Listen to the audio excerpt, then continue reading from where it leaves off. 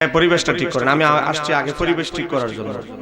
9টা বাজে আমারে দিলে সবচেয়ে বেশি খুশি। আমি 9টা 5-এ আইছি আপনাদের এলাকায়। শুরুতে ধরে ফেলতাম, এটা বেশি ভালো ছিল। এত লম্বা রাত মাহফিল করা ঠিক না ভাই। আগামীতে যখন মাহফিল করবেন শিডিউল তাড়াতাড়ি ক্লোজ করবে, মূল বক্তাদেরকে তাড়াতাড়ি দেওয়ার চেষ্টা করবে। কারণ ভাই আমাদের যা ওয়াজ করব সব এলমি ওয়াজ, কিতাবি কথাবার্তা বলবো। তো এখন আমাদের কথাগুলো গ্রহণ করার মতো একটা টাইম লাগে, যখন মানুষের ঘুম আসে না, সতেজ ব্রেইন থাকে। এই প্যান্ডেলের একজন লোক, কমিটির পক্ষ থেকে একজন লোক নিয়োজিত করেন, যার কাজ হবে ওই যে দেখছেন কেস কেস শুরু করছে ফাঁকির ভাষা, এগুলো বন্ধ করার জন্য একটা লোক ঠিক করেন। এই আমার আব্দুল মান্নান ভাই কোথায়? আব্দুল মান্নান ভাই সৌদি আরব প্রবাসী, ভাইয়ের মহব্বতে যোগাযোগ করে বলছে হুজুর আমার গ্রামে আসেন, দেখেন আমার গ্রামের মানুষের ভালোবাসা, মহব্বতে আসছি চট্টগ্রাম থেকে। আব্দুল মান্নান ভাই একজন লোক ঠিক করেন যে বাচ্চাদের পিছনে প্যান্ডেলের বাইরে যে কেস কেস করতেছে এগুলো যেন বন্ধ করে দেয়। এ বাবা, এই আজকের সংগঠন হচ্ছে ইমাম হুসাইন রাদিয়াল্লাহু তাআলা সুন্নি যুব সংগঠন। আমরা ইমাম হুসাইনকে ভালোবাসি। বলেন আমরা ইমাম হুসাইনকে ভালোবাসি কিনা? বলেন আমাদের সাথে এজিদের কোনো সম্পর্ক আছে? ইমাম হুসাইনের উত্তরসূরি যদি সঠিকভাবে হতে পারেন বাবারে, ও বাবা গভীরভাবে লক্ষ্য করে, আজ থেকে 1050 বছর আগের একটা ইতিহাসের কিতাব আছে। কিতাবটার নাম হচ্ছে তারিখে তাবারি 5 নম্বর খণ্ডে কারবালার চ্যাপ্টারে উল্লেখ করা হয়েছে। আব্দুল ওয়াহাব নামে একজন কুফা নগরীর একজন যোদ্ধা যুবক বিয়ে করেছেন মাত্র একদিন। জোরে বলতে হবে, বিয়ে করেছেন কয়দিন? গতকালকে বিয়ে করেছে, সকাল হয়ে গিয়েছে 10ই মুহররম। আব্দুল ওয়াহাবের মা ঘরের দরজা আঘাত করতেছে। ভাই আমার আরো হাফ ইঞ্চি উঠাই দিতে হবে, এটা আমার নুয়ে ওয়াজ করতে হচ্ছে। আপনারা তো লাঞ্চে গেছেন, এজন্য আর ডিস্টার্ব করি না, খাইয়ে দেয়া পান টানটা খাইয়ে আর পরে আসবে।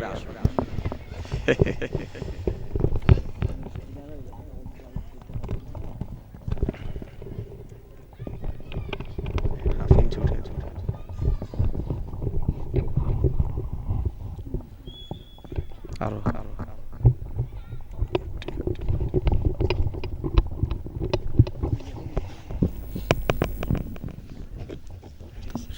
এত বেশি না, ঠিক আছে। মনোযোগ। বাবা হোসাইনি সৈনিকের কি ফজিলত! আব্দুল ওয়াহাবের মা দরজা আঘাত করে বলে, আব্দুল ওয়াহাব স্ত্রীর কোল থেকে বের হ, স্ত্রীর কাছ থেকে বের হ। ঘর থেকে বের হয়ে বলে, মা ও মা কেন দরজা আঘাত করছো? কি হয়েছে মা? তোমাকে কেন এত চিন্তিত লাগছে মা? কেন তুমি দরজা আঘাত করছো? আব্দুল ওয়াহাব তোকে কি দিনের জন্য বড় করেছি? মা বলো। তোকে যোদ্ধা বানিয়েছি, মুসলিম সৈনিক বানিয়েছি, যোদ্ধা বানিয়েছি একটা কারণে, হাসরের ময়দানে যেন তোর উসিলায় আমি মাও জান্নাতে যেতে পারি। মা আমার কি করতে হবে? আব্দুল ওয়াহাব তাড়াতাড়ি যুদ্ধের পোশাক পর, যুদ্ধের টুপি পরে, অস্ত্র নিয়ে রওনা দিয়ে দে কুফা নগরীতে, কারবালা নামক জায়গায়। ইমাম হুসাইন আল্লাহর হাবিবের কলিজার টুকরা নাতি হুসাইনকে বন্দী করা হয়েছে। আমার সন্তান তাড়াতাড়ি রওনা হ, হাসরের ময়দানে তোর সাথে দেখা হবে। হাসরের ময়দানে আল্লাহ যখন আমারে প্রশ্ন করবে, আমি বলবো মাওলা, ও আমার মাওলা, আমার সন্তান তোমার হাবিবের নাতি হুসাইনের পক্ষে শহীদ হয়েছে। আব্দুল ওয়াহাব ঘরের ভিতরে ঢুকতেছেন, ঘরের ভিতরে প্রথম কদম রেখেছে। আব্দুল ওয়াহাব দেখে যে স্ত্রী বিয়ে করেছেন মাত্র একদিন, গতকাল বিয়ে করেছেন, সকাল হয়ে গেছে, একদিনও পরিপূর্ণ হয় নাই। আব্দুল ওয়াহাব দেখে স্ত্রী যুদ্ধের পোশাক, যুদ্ধের টুপি, অস্ত্র নিয়ে দাঁড়িয়ে আছে।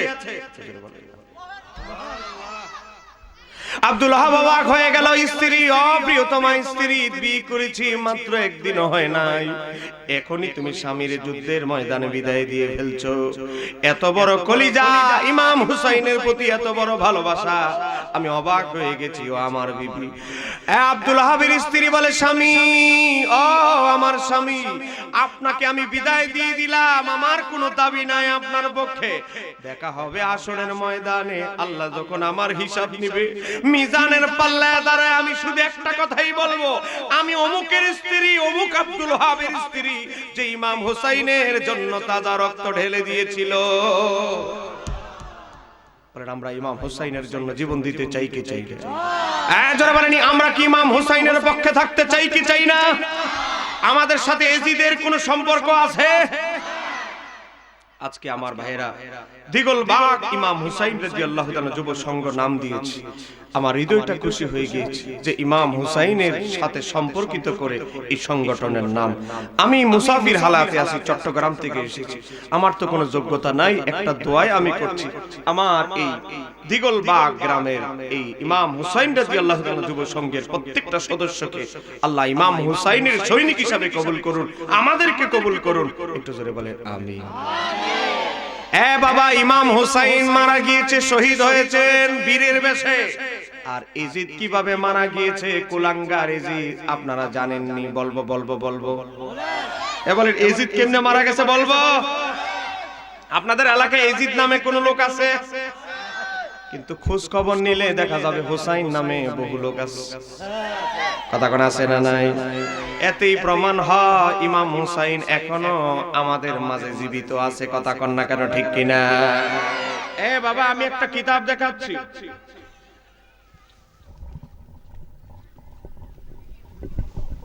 এই কিতাবটার নাম হচ্ছে আল বিদায়া ওয়ান নিহায়া। এই কিতাবটা লেখা হয়েছে আজ থেকে 720 বছর আগে। জোরে কর না মারহাবা। 700 কত বছর আগে? 720 বছর আগের কিতাব। কিতাবের নাম হলো আল বিদায়া ওয়ান নিহায়া। এই ইমাম ইবনে কাসির আল বিদায়া ওয়ান নিহায়া কিতাবের, বাবা, আমি আপনাদেরকে 9-6 দিয়ে টাইম পাস করব না, যতগুলো কথা বলবো আমি 1 ঘন্টায় যা আওয়াজ করব, অন্য বক্তা যেটা 3 ঘন্টায় আওয়াজ করবে, এটা আমি 1 ঘন্টায় করব। কারণ আমি ডাইরেক্ট আলোচনা, কারণ সময় বড় কম, আমাদের কথাগুলো বলতে হবে বেশি।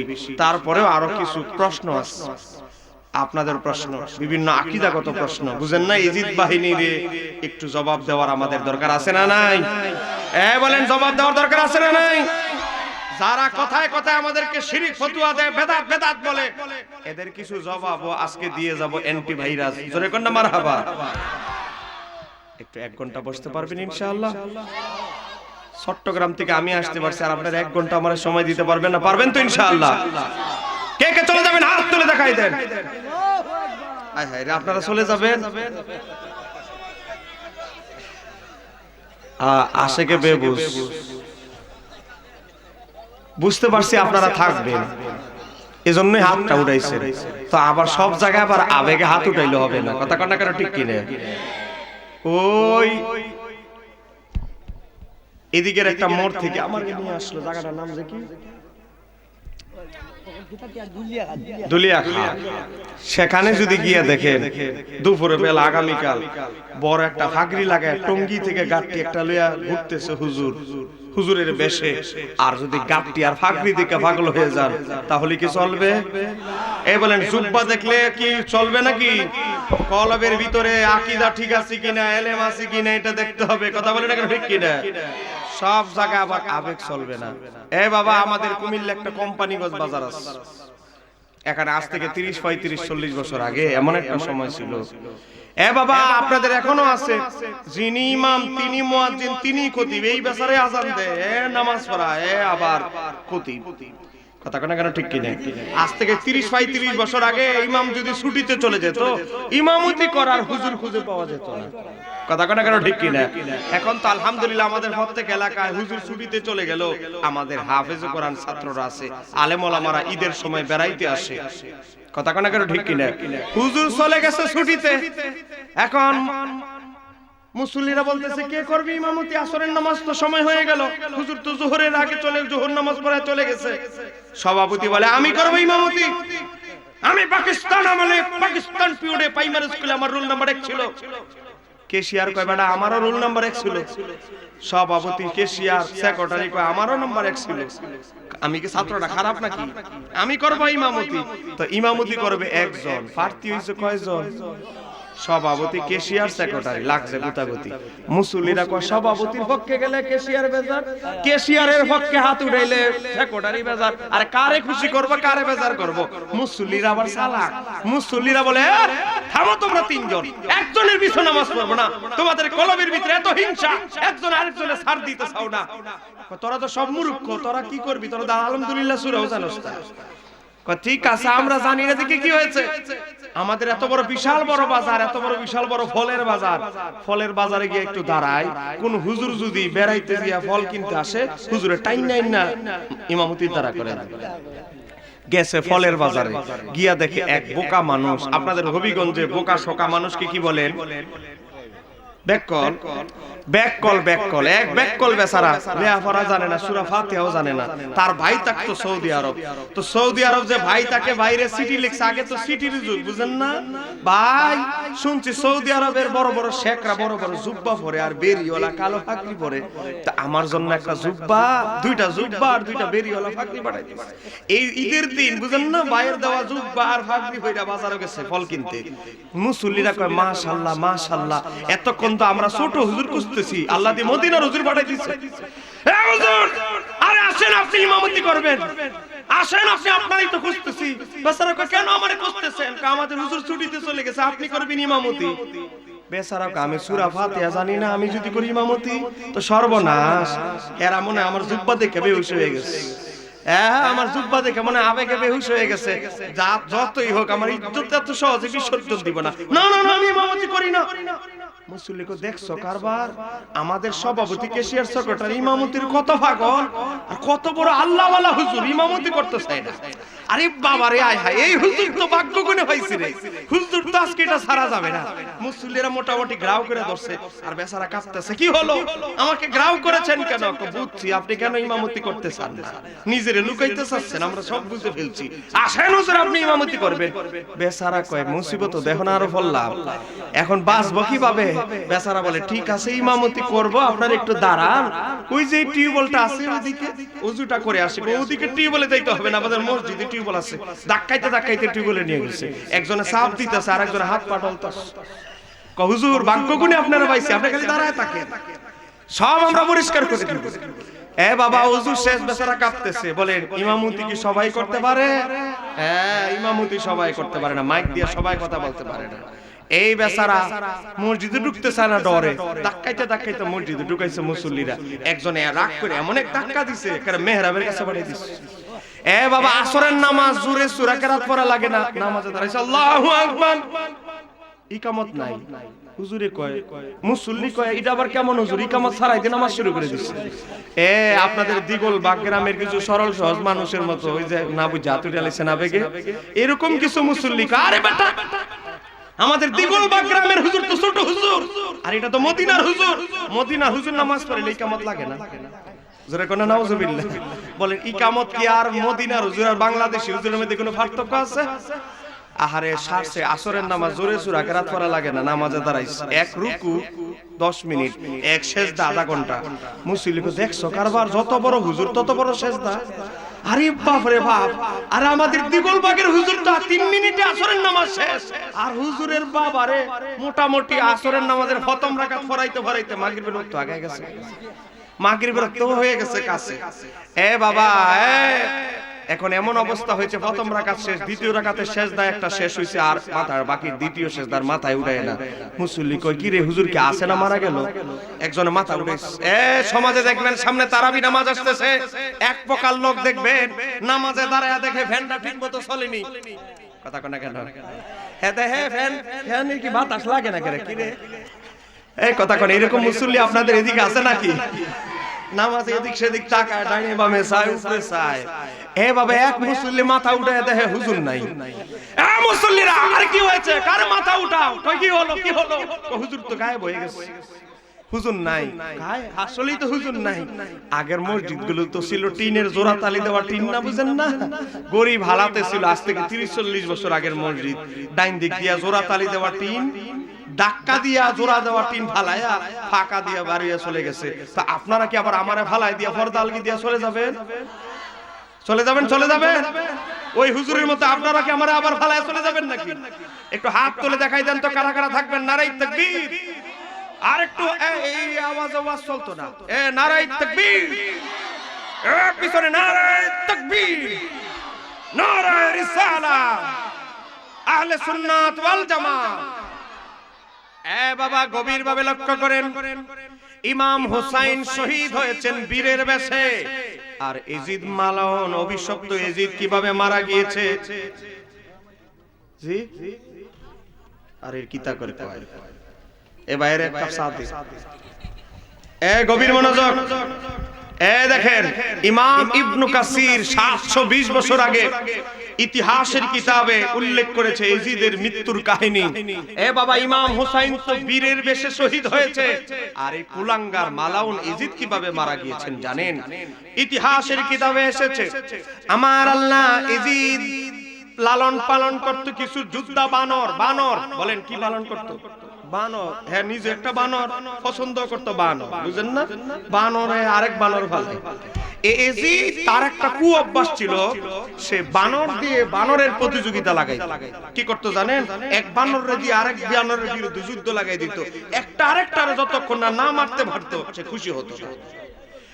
বাবা, আমার আল্লাহ একটা বানরকে হুকুম দিলেন, বানর, আমি আল্লাহর সৃষ্টির একটা সৃষ্টি বানর, আমি তোকে হুকুম দিচ্ছি, এই কুলাঙ্গার এজিদ আমার হাবিবের নাতি হুসাইনকে শহীদ করেছে। তারপরের বছর মদিনা শরীফে আক্রমণ করেছে।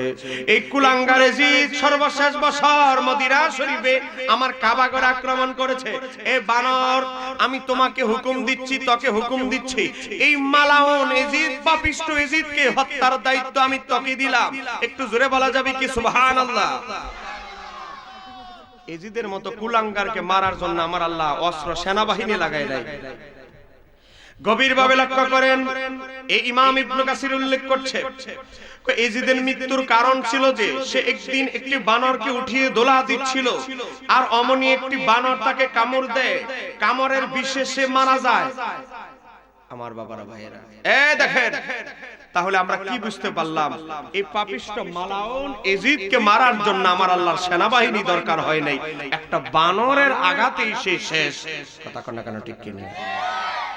আর ইমাম হুসাইন যিনি যোদ্ধা, এমন যোদ্ধা ছিলেন, এমন ভাবে শহীদ হয়েছেন যার দৃষ্টান্ত পৃথিবীতে আর নাই। কথা কন না কেন, ঠিক কি রে? বাবা, এখনো আমার ওয়াজ শুরু হয় না, মাত্র যাচ্ছে। বাবা, পৃথিবীতে বহু বাতিল ফেরকা আছে, নিজেদেরকে হক দাবি করে আপনাদেরকে জান্নাতের সার্টিফিকেট দুনিয়া থেকে দিয়ে ফেলবে।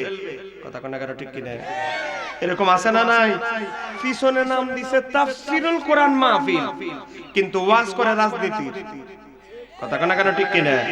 তাফসিরুল কোরআন মাহফিলের নাম দিয়ে আজকে চলছে রাজনীতির ওয়াজ।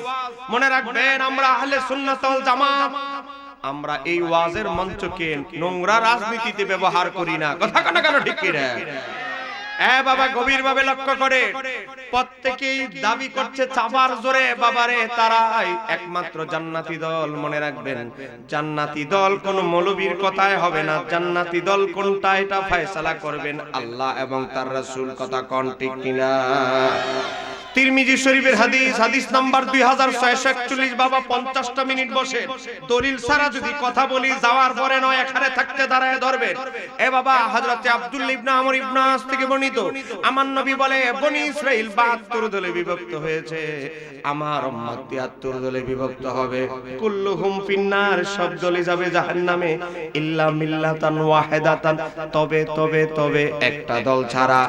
একটা দল ছাড়া। সাহাবায়ে কেরাম প্রশ্ন করলেন, বললেন, ও আল্লাহর হাবিব, যেই দলটা জান্নাতি হবে, যেই দলটা একমাত্র জান্নাতি হবে, এই দলের কিছু আলামত যদি আপনি বলে দেন, সঠিক দলটাকে চিনতে মানুষের জন্য সহজ হবে। বাবা গভীরভাবে লক্ষ্য করেন, আমার নবী বললেন, মা আনা আলাইহি ওয়া সাহাবী, যেই দল আমি নবীকে জীবন দিয়ে ভালোবাসবে, যেই দল আমার সাহাবাই কেরামদের আদর্শকে আঁকড়ে ধরবে, আমার আহলে বাইতকে ভালোবাসবে, ওই দলটাই একমাত্র জান্নাতি। একটু জোরে বলেন না সুবহানাল্লাহ। বাবা, আহলে সুন্নাত ওয়াল জামাত এমন একটা দল, নবীর শানে যদি কেউ বেয়াদবি করে, আহলে সুন্নাত ওয়াল জামাতের কোন হক্কানি আলেম সহ্য করে? কথা বলেন, সহ্য করে?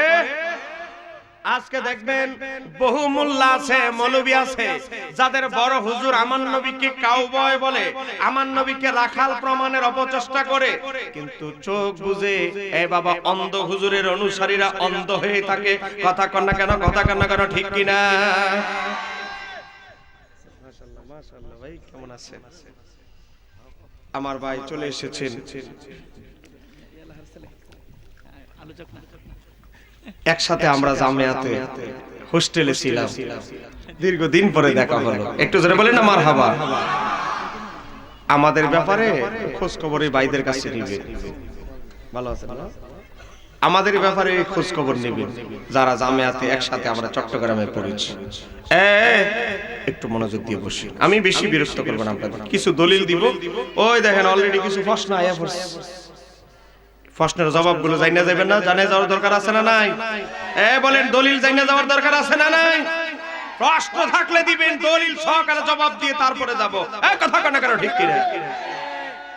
কারণ আমরা হুসাইনি সৈনিক, মৃত্যুকে ভয় পাই না। কথা কেন কেন, ঠিক কিনা? গভীরভাবে লক্ষ্য করেন, আহলে সুন্নাত ওয়াল জামাতের একটা বৈশিষ্ট্য হলো, বাবা ঘরে খাবার না থাকতে পারে, আমরা গরিব হতে পারি, কিন্তু নবীর মহাব্বতের কমতি আমাদের নাই। কথা কন না কারো, ঠিক কিনা? বাবা সাহাবায়ে কেরামরা নবীকে জীবনের চাইতে বেশি ভালোবাসতেন। বাবা নবীর গোলামি যদি সামান্য একটু সময় করতে পারতেন, সাহাবায়ে কেরাম নিজের ধন্য মনে করতেন। কথা কন না কেন, ঠিক কিনা? আপনাদেরকে একটা সাধারণ নিম্নমানের একেবারে ছোট উদাহরণ দিয়ে আপনাদের কি বোঝাচ্ছি। বাবা গভীরভাবে লক্ষ্য করেন, নবীর একজন সাহাবী, তার নাম হচ্ছে হযরতে আমর ইবনে আখতাব। হযরতে আমর ইবনে আখতাব রাদিয়াল্লাহু তাআলার ব্যাপারে বর্ণিত এসেছে, একবার আল্লাহর হাবিব সাল্লাল্লাহু আলাইহি সাল্লাম তার সামনে একজন সাহাবীর কাছে দুধ চাইলেন। দুধ কোন কিতাবের মধ্যে এসেছে আলমা, পানির কথা এসেছে।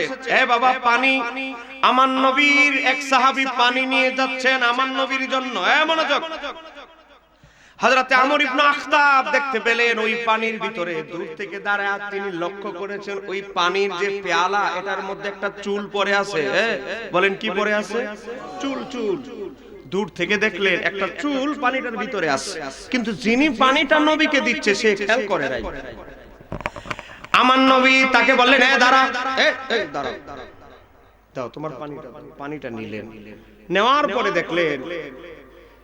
পরে দেখলেন ওয়া ফিহি শাআরাতুন, সেখানে একটা চুল আছে। চুলটা পরিষ্কার করে আমার নবীকে বললেন, ইয়া রাসূলুল্লাহ, উনি তো বুঝতে পারে নাই এখানে যে একটা চুল পড়ে আছে। তো এখানে যে একটা চুল পড়ে আছে, আপনি যদি হুকুম দেন পানিটা আমি পরিবর্তন করে নতুন পানি দিতে চাই, তবে চুলটা এখন ফেলে দিয়েছে, আর আপনি বললে এই পানিটাই আপনাকে দিতে চাই। দূর থেকে পানির পাত্রের প্রতি যে এত খেয়াল, যে নবীর পানি, নবীকে পানি পান করানো হবে, সাধারণ কোনো ব্যক্তিকে নয়, এই যে চতুর্মুখী একটা চিন্তাধারা, একটা দূরদৃষ্টিতা, এটা দেখে আমার নবী তার প্রতি এত বেশি খুশি হয়ে গেলেন। ফাকালা, আমার নবী তার এই গোলামি খেদমতের কারণে আমার নবী দোয়া করে দিলেন, আল্লাহুম্মা জাম্মিলহু, আমার আল্লাহ মাওলা, সে যে এমন সৌন্দর্য ব্যবহার আমার জন্য করেছে, এমন সুন্দর খেদমত আমার জন্য সে উপস্থাপন করেছে, পানির পেয়ালার প্রতি যে তার এত তীক্ষ্ণ দৃষ্টি, আল্লাহ আমি এত খুশি হয়ে গেছি তার প্রতি। আল্লাহ তাকে তুমি তার চেহারার মধ্যে এত সৌন্দর্য, কমনীয়তা দান করো, মৃত্যু পর্যন্ত যেন তার চেহারাটা একই রকম থাকে। একটু জোরে বলা যাবে কি সুবহানাল্লাহ। হযরতে আমর ইবনে আখতাবের বয়স হয়েছিল ৯৭ বছর। সরি 93 বছর। এ বাবা হযরতে আমর ইবনে আক্তাব 93 বছর বয়স পর্যন্ত হায়াত পেয়েছিল। এই 93 বছর বয়স পর্যন্ত তার একটা দাড়িও সাদা হয় নাই, একটা চুলও সাদা হয় নাই। এমন কি যৌবন বয়সে ওনার যেমন চেহারা সুরত ছিল, মৃত্যু পর্যন্ত 93 বছর পর্যন্ত তার যৌবনের মতো সুরত ছিল। কেন? কারণ আমার নবীকে গোলামি করেছে। পানি দিতে গিয়ে আরেক সাহাবী চুল পড়ে গেছে পাত্রে, ওই চুলটা বের করে নবীকে এমন ভাবে খুশি করেছে, আমার নবী খুশির ঠেলায় দোয়া করে দিয়েছেন, আল্লাহুম্মা জাম্মিলহু, আল্লাহ তাকে এমন সৌন্দর্য দান করো, এই সৌন্দর্যের জন্য তার মৃত্যু পর্যন্ত থাকে, মৃত্যু পর্যন্ত তার একটা চুলও পাকে নাই, একটা দাড়িও পাকে নাই। শুধু আমার নবীর দোয়ার বদলতে একটু জোরে বলা যাবে কি সুবহানাল্লাহ। এ বাবা, আমার নবীর একজন সাহাবী, এই হাদিসটা বর্ণনা করেছেন ইমাম বাইহাকি, তার দালালুন নবুওয়াত 6 নম্বর খণ্ডে 21 পৃষ্ঠা। এ বাবা, আমার নবীর একজন সাহাবী, তার নাম হচ্ছে হযরতে মুহাম্মদ ইবনে আনাস রাদিয়াল্লাহু তাআলা। হযরতে মুহাম্মদ ইবনে আনাস রাদিয়াল্লাহু তাআলা তিনি বলেন, আল্লাহর হাবিব সাল্লাল্লাহু আলাইহি সাল্লামের দরবারে আমি বিদায় হজের সময় আমি যখন গেলাম, আল্লাহর হাবিব সাল্লাল্লাহু আলাইহি সাল্লাম আমার দাড়ি মোবারককে ধরলেন। আমার নবী আমার দাড়ি মোবারকে ধরছে, আমার মাথা মোবারকে হাত রাখছে। মনোযোগ, প্রথমে ধরেছেন দাড়ি মোবারকে, মাথা মোবারক, আমার মাথায় হাত রাখলেন। নবীর সাহাবী হযরতে মুহাম্মদ ইবনে আনাস বলেন, মৃত্যু পর্যন্ত বৃদ্ধ হয়ে গিয়েছি আমি, 97 বছর বয়স।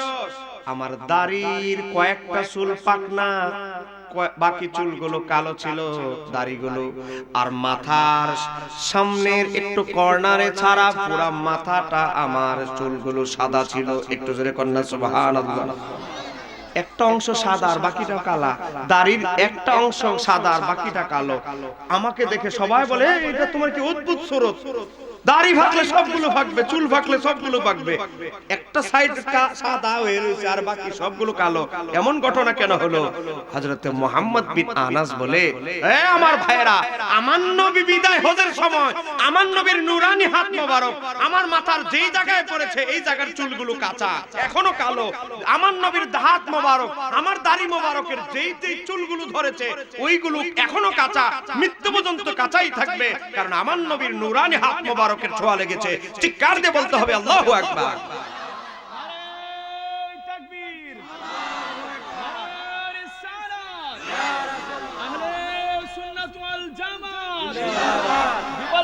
সুন্নি মহাসম্মেলন হযরত মুফতি শহীদুল্লাহ বাহাদুর সাহেব, নারে তাকবীর। এ বাবা, দিগলবাগ ইমাম হুসাইন রাদিয়াল্লাহু তাআলা যুব সংঘের, সুন্নি যুব সংঘের মাহফিলে আপনারা এসেছেন, আপনাদেরকে একটা উদাহরণ দিয়ে যাচ্ছি। কিছু ওয়াজ মুখস্থ না করতে পারেন, এইটা মুখস্থ করে বাড়িতে চলে যান। অন্তত এই ঘটনাটা আপনাদের দৃষ্টান্তের জন্য বলছি। আমরা নবীরে দেখি নাই, কিন্তু কলবের ভিতরের মোহাব্বত আমাদের নবীর প্রতি কম নাই। দেখো না কেন, ঠিক কি না?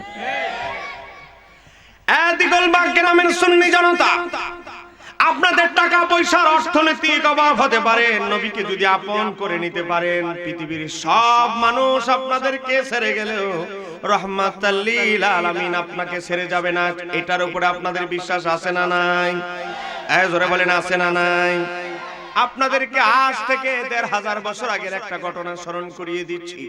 একটা ঘটনা আমার মনে পড়ে গেল, আমি কি একটু বলবো? এ বাবা, ইয়ামান একটা দেশ আছে, বলেন দেশের নাম কি? আরো বলেন। এই সিলেটের জমিনে গোটা বাংলাদেশে ইসলাম প্রচার প্রকাশে যার সবচেয়ে বেশি বড় অবদান, তার নাম হচ্ছে হযরতে শাহজালাল ইয়ামানী। কথা কোন কেন ঠিক কিনা? হযরত শাহজালাল ইয়ামানী সুরমা নদী পার হয়ে বাংলার জমিনে ইসলামের আলো নিয়ে এসেছেন। কথা বলেন না কেন, ঠিক কিনা? ইয়ামান দেশের জমিনে একজন ভণ্ড নবীর আবির্ভাব হলো। জামানাটা হলো ইসলামের দ্বিতীয় খলিফা হযরতে ওমর ইবনুল খাত্তাব রাদিয়াল্লাহু তাআলার জামানা। এটা 277 পৃষ্ঠা বার করে। বাবা, গভীরভাবে লক্ষ্য করেন। দেখেন নবীর প্রেম মানুষকে কোথায় নিয়ে যেতে পারে।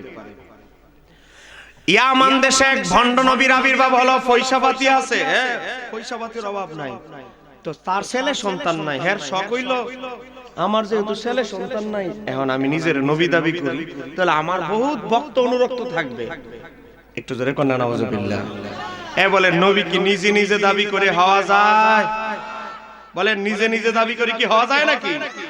এই ভণ্ড তার শখ উঠছে নিজের নবী দাবি করবে। বলেন আমার নবীর পরে আর কোন নবী আসবে? আমার নবীর পরে আর কোন নবী আছে? বাবা গভীর ভাবে লক্ষ্য করেন, লোকটার নাম হলো আবু মুসলিম খাওয়ালানি রাহমাতুল্লাহ আলাইহি, যার ঘটনা বলছি।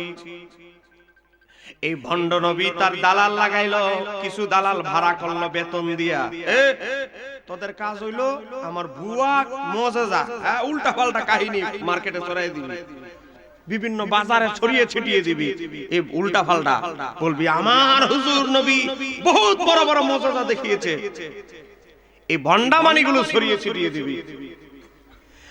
বাবা গভীর ভাবে লক্ষ্য করেন, এখন ভণ্ড নবীর বিরুদ্ধে যদি কেউ দাঁড়ায়, মনোযোগ, রাত্রে বেলা তার ঘর থেকে তাকে গুম করে ফেলে, আয়নাঘরের ভিতরে ঢুকায় লাই, বুঝেন না? আয়নাঘর মরুভূমিতে কাজ করতে গেলে সেখান থেকে তাকে উঠিয়ে নিয়ে যায়। এমন একটা পরিস্থিতিতে ভণ্ড নবীর বিরুদ্ধে কেউ মুখ খুলতে সাহস করছে না।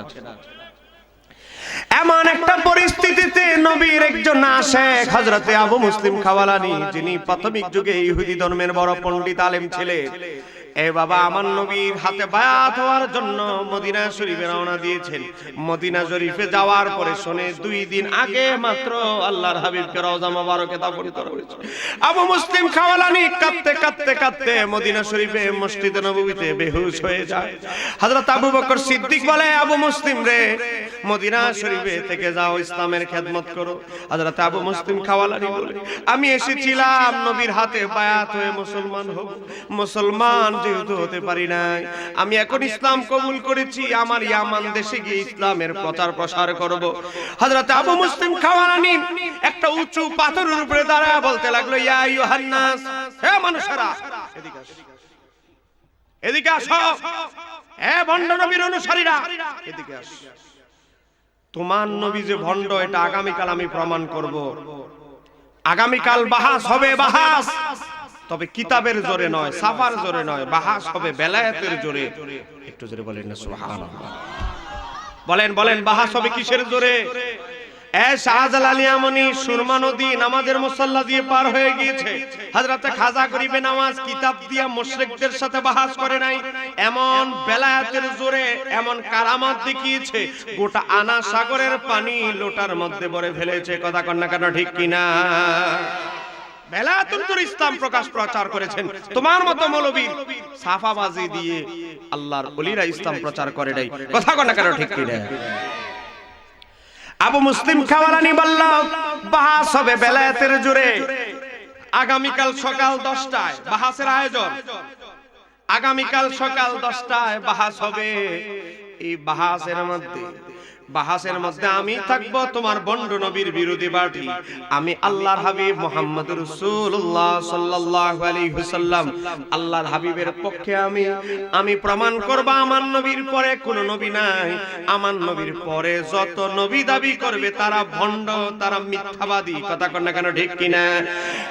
আমি আবু মুসলিম খাওয়ালানি বাহাসের চ্যালেঞ্জ দিচ্ছি, এই ভণ্ড নবীর অনুসারীরা, তোমার ভণ্ড নবীরে সকাল 10টায় এখানে উপস্থিত করবা।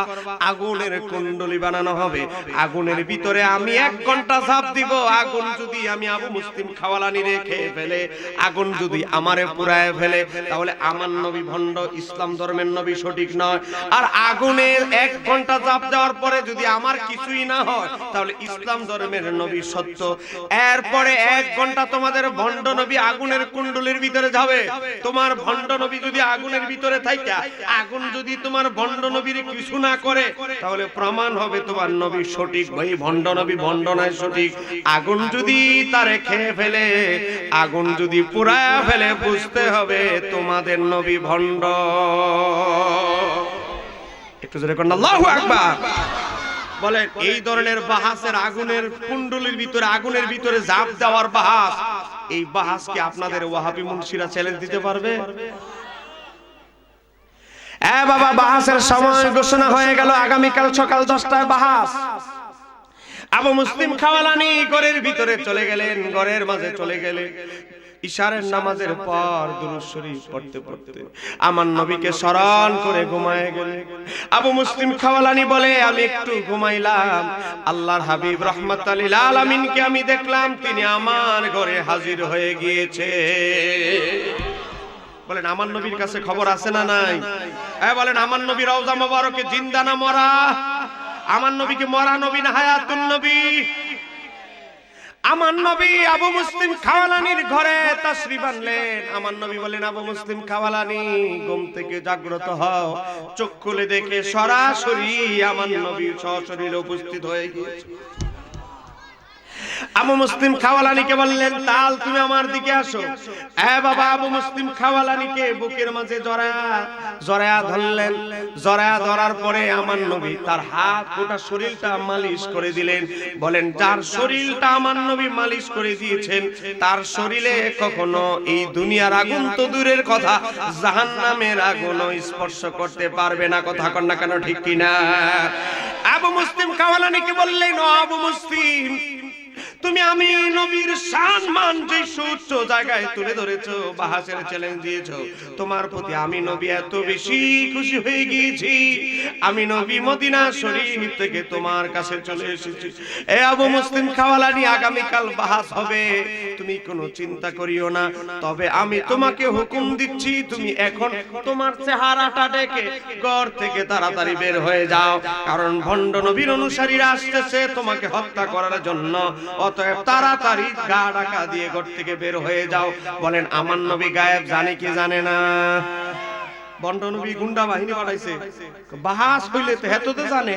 বন্ড নবী বুঝেন না, সোরের মন পুলিশ এত বুঝে, আগুনে হেরে কাতিল করবেন এত নবী দেয়। এ বাবা, গভীর ভাবে লক্ষ্য করে আবু মুসলিম খাওয়ালানি চাদরটা মুখের মাঝে বেঁধে চেহারাটা লুকিয়ে সুন্দর করে ঘর থেকে বের হয়ে গেলেন। এ বাবা, বন্ড নবীর দালালরা আসার পরে দেখে গুন্ডা বাহিনী ঘরের মধ্যে, আবু মুসলিম খাওয়ালানি নেই। এ বাবা, বিছানার মধ্যে হাত দিয়ে বুঝতেছে কিছুক্ষণ আগে চলে গেছে, বিছানাটা এখনো গরম। এ বাবা, আবু মুসলিম খাওয়ালানি লুকিয়ে আছে, আত্মগোপনে আছে। বাহাসের সময় সকাল 10টায় বাহাস। এ বাবা, আমি কিচ্ছা বলছি না, ইমাম ইবনে কাসির আল বিদায়া ওয়ান নিহায়া কিতাবে 720 বছর আগে ঘটনাটা উল্লেখ করেছে, আমি সেখান থেকে বলছি 277 নম্বর পৃষ্ঠা থেকে। এ বাবা, গভীর ভাবে লক্ষ্য করেন, আবু মুসলিম খাওয়ালানি রাহমাতুল্লাহ আলাইহি তিনি তো আত্মগোপনে আছে, আর এই ভণ্ড নবীর অনুসারীরা ঢোল পিটায় বলতেছে, শোনো শোনো শোনো, মুসলমান ধর্মের উম্মত, মুসলমান ধর্মের অনুসারী আবু মুসলিম খাওয়ালানি আমাদের নবীরে বাহাসের চ্যালেঞ্জ দিয়া ফালাতো, গত রাত্রে থেকে ফালায়ন করেছে। একটু জোরে কর না নাউজুবিল্লাহ। বলেন, হুসাইনি সৈনিকরা কি কখনো পালায়ন করতে পারে? এ বাবা, আবু মুসলিম খাওয়ালানি চাদর দিয়ে, রুমাল দিয়ে মুখটাকে ঢেকে রেখেছে। আমার বাবার ভাইয়েরা, বন্ড নবীর অনুসারীরা ঢোল পিটায় বলতেছে, আহা, বাস ওর আগেই ফালাতক। আসলে তো সে ফালাতক না, তাদের আশেপাশে ঘুরতেছে, শুধু টাইমের অপেক্ষা, বাসের সময় যখন হবে। আমার নবী বলেছে, আবু মুসলিম, বাসের সময় ঘনিয়ে আসার মাত্র 5 মিনিট আগে তোমার চেহারা প্রদর্শন করবা, এর আগে করবা না। তারা হট্টগোল করে এই বাস বানচাল করে দিবে। একটু জোরে বলেন না সুবহানাল্লাহ। হযরত আবু মুসলিম খাওয়ালানি বাসের সময় যখন মাত্র 5 থেকে 10 মিনিট বাকি, রুমালটা সরায়া বলে, আল্লাহর হাবিব মুহাম্মদ রাসূলুল্লাহ সাল্লাল্লাহু আলাইহি সাল্লামের উম্মতরা ফালান করে না। হ্যাঁ বন্ড নবীর অনুসারীরা, আমি আবু মুসলিম খাওয়ালানি বাসের জন্য প্রস্তুত। আগুনের কুণ্ডলি জ্বালানো হোক। আগুনের কুণ্ডলি জানানো হলো, বলো তোমাদের বন্ড নবীরে নিয়ে আসো। বন্ড নবীর কাছে গেছে দালালরা, হুজুর হের তো পাওয়া গেছে, বাহাস করবে। কি কস, তোদেরকে হড়াইলাম, মারতে পারলি না, খোঁজ খবর নিতে পারলি না। হ্যাঁ, তার সাথে বাহাস করে কি আমার ইজ্জত নষ্ট করবো? কারণ আপনি তো হক নবী, সত্য নবী, সরল সহজ মানুষ, বুঝেন না? আপনার আগুন কিছু করতে পারবে না, আপনি না বড় বড় মজাজা দেখাইছেন। আসেন, সুরের মন পুলিশ হেদ জানে আমি যে বন্ড, কথা কোনা কেন, ঠিক কি রে? আসতে চায় না। তো এই বন্ড নবী চিন্তা করলো, আবু মুসলিম খাওয়ালানি সে নবীর কোন সাহাবীও নয়, সে কোন নবী রাসূলও নয়, আগুন কি আর তারে খাতিল করবে? আচ্ছা যাক, সে আগে ভাব দিলে সে যদি পুড়ে যায় তো আমি বাহাসে যোগদান না করে জয়ী হয়ে যাব। এই আশায় বন্ড নবী এসেছে। আবু মুসলিম খাওয়ালানি রহমাতুল্লাহ আলাইহি বললেন আগুনের কুণ্ডলিতে আগুন জ্বালানো হোক। আগুন জ্বালানো হলো। মানুষকে বললেন এই ভণ্ড নবীরে ধরে রাখেন, সে যেন পালায়ন না করে। আবু মুসলিম খাওয়ালানি পাগড়ি পরে, জুব্বা পরে আগুনের কুণ্ডলির ভিতরে আস্তে আস্তে ঢুকে গেলে। আবু মুসলিম খাওয়ালানি আগুনের ভিতরে ঢুকে যাওয়ার পর আগুনের কুণ্ডলীর ভিতর থেকে বাবা মুস্কি মুস্কি হাসতে লাগলেন। আবু মুসলিম খাওয়ালানি যখন আগুনের কুণ্ডলী থেকে বের হয়েছিলেন, মানুষ জিজ্ঞাসা করেছিল, ও আবু মুসলিম খাওয়ালানি, তুমি কেন আগুনের ভিতরে থাকা অবস্থায় মুস্কি হেসেছিলে? আবু মুসলিম খাওয়ালানি বলে, আমি এজন্যই হেসেছিলাম, আমি আগুনের কুণ্ডলীর ভিতর থেকে দেখলাম আল্লাহর হাবিব রাহমাতাল লিল আলামিন আগুনের কুণ্ডলীর পাশে দাঁড়ায়া আমি আবু মুসলিম খাওয়ালানির দিকে তাকায়া তাকায়া মুস্কি হাসতেছে। ঘটনা হলো ইয়ামান দেশে। জোরে বলেন ঘটনা কোথায়? আর একটু জোরে বলেন ঘটনা হলো কোথায়? আবু মুসলিম খাওয়ালানির সাথে ভণ্ড নবীর চুক্তি ছিল 1 ঘন্টা আগুনের ভিতরে থাকবে, কিন্তু হযরতে আবু মুসলিম খাওয়ালানি 3 ঘন্টা আগুনের ভিতরে থাকলেন। ভণ্ড নবী যখন দেখলে আবু মুসলিম খাওয়ালানি আগুনের কুণ্ডলীর ভিতর থেকে বের হচ্ছে, ভণ্ড নবী দিল একটা দেউর। ভণ্ড নবীর অনুসারীরা বলে, এতদিন তুমি আমাদেরকে প্রতারণা করছো, হ্যাঁ আমাদেরকে 9-6 দিয়া তোমার উম্মত বানানোর চেষ্টা করেছো। ভণ্ড নবীর অনুসারীরা ধরে এমন পীড়া দিয়েছে, এমন তুলকালাম পীড়া ভিড়ি হয়ে গেল। বাবা ভণ্ড নবীকে জাহান্নামে পাঠায়া দিল। জোরে বলেন না সুবহানাল্লাহ।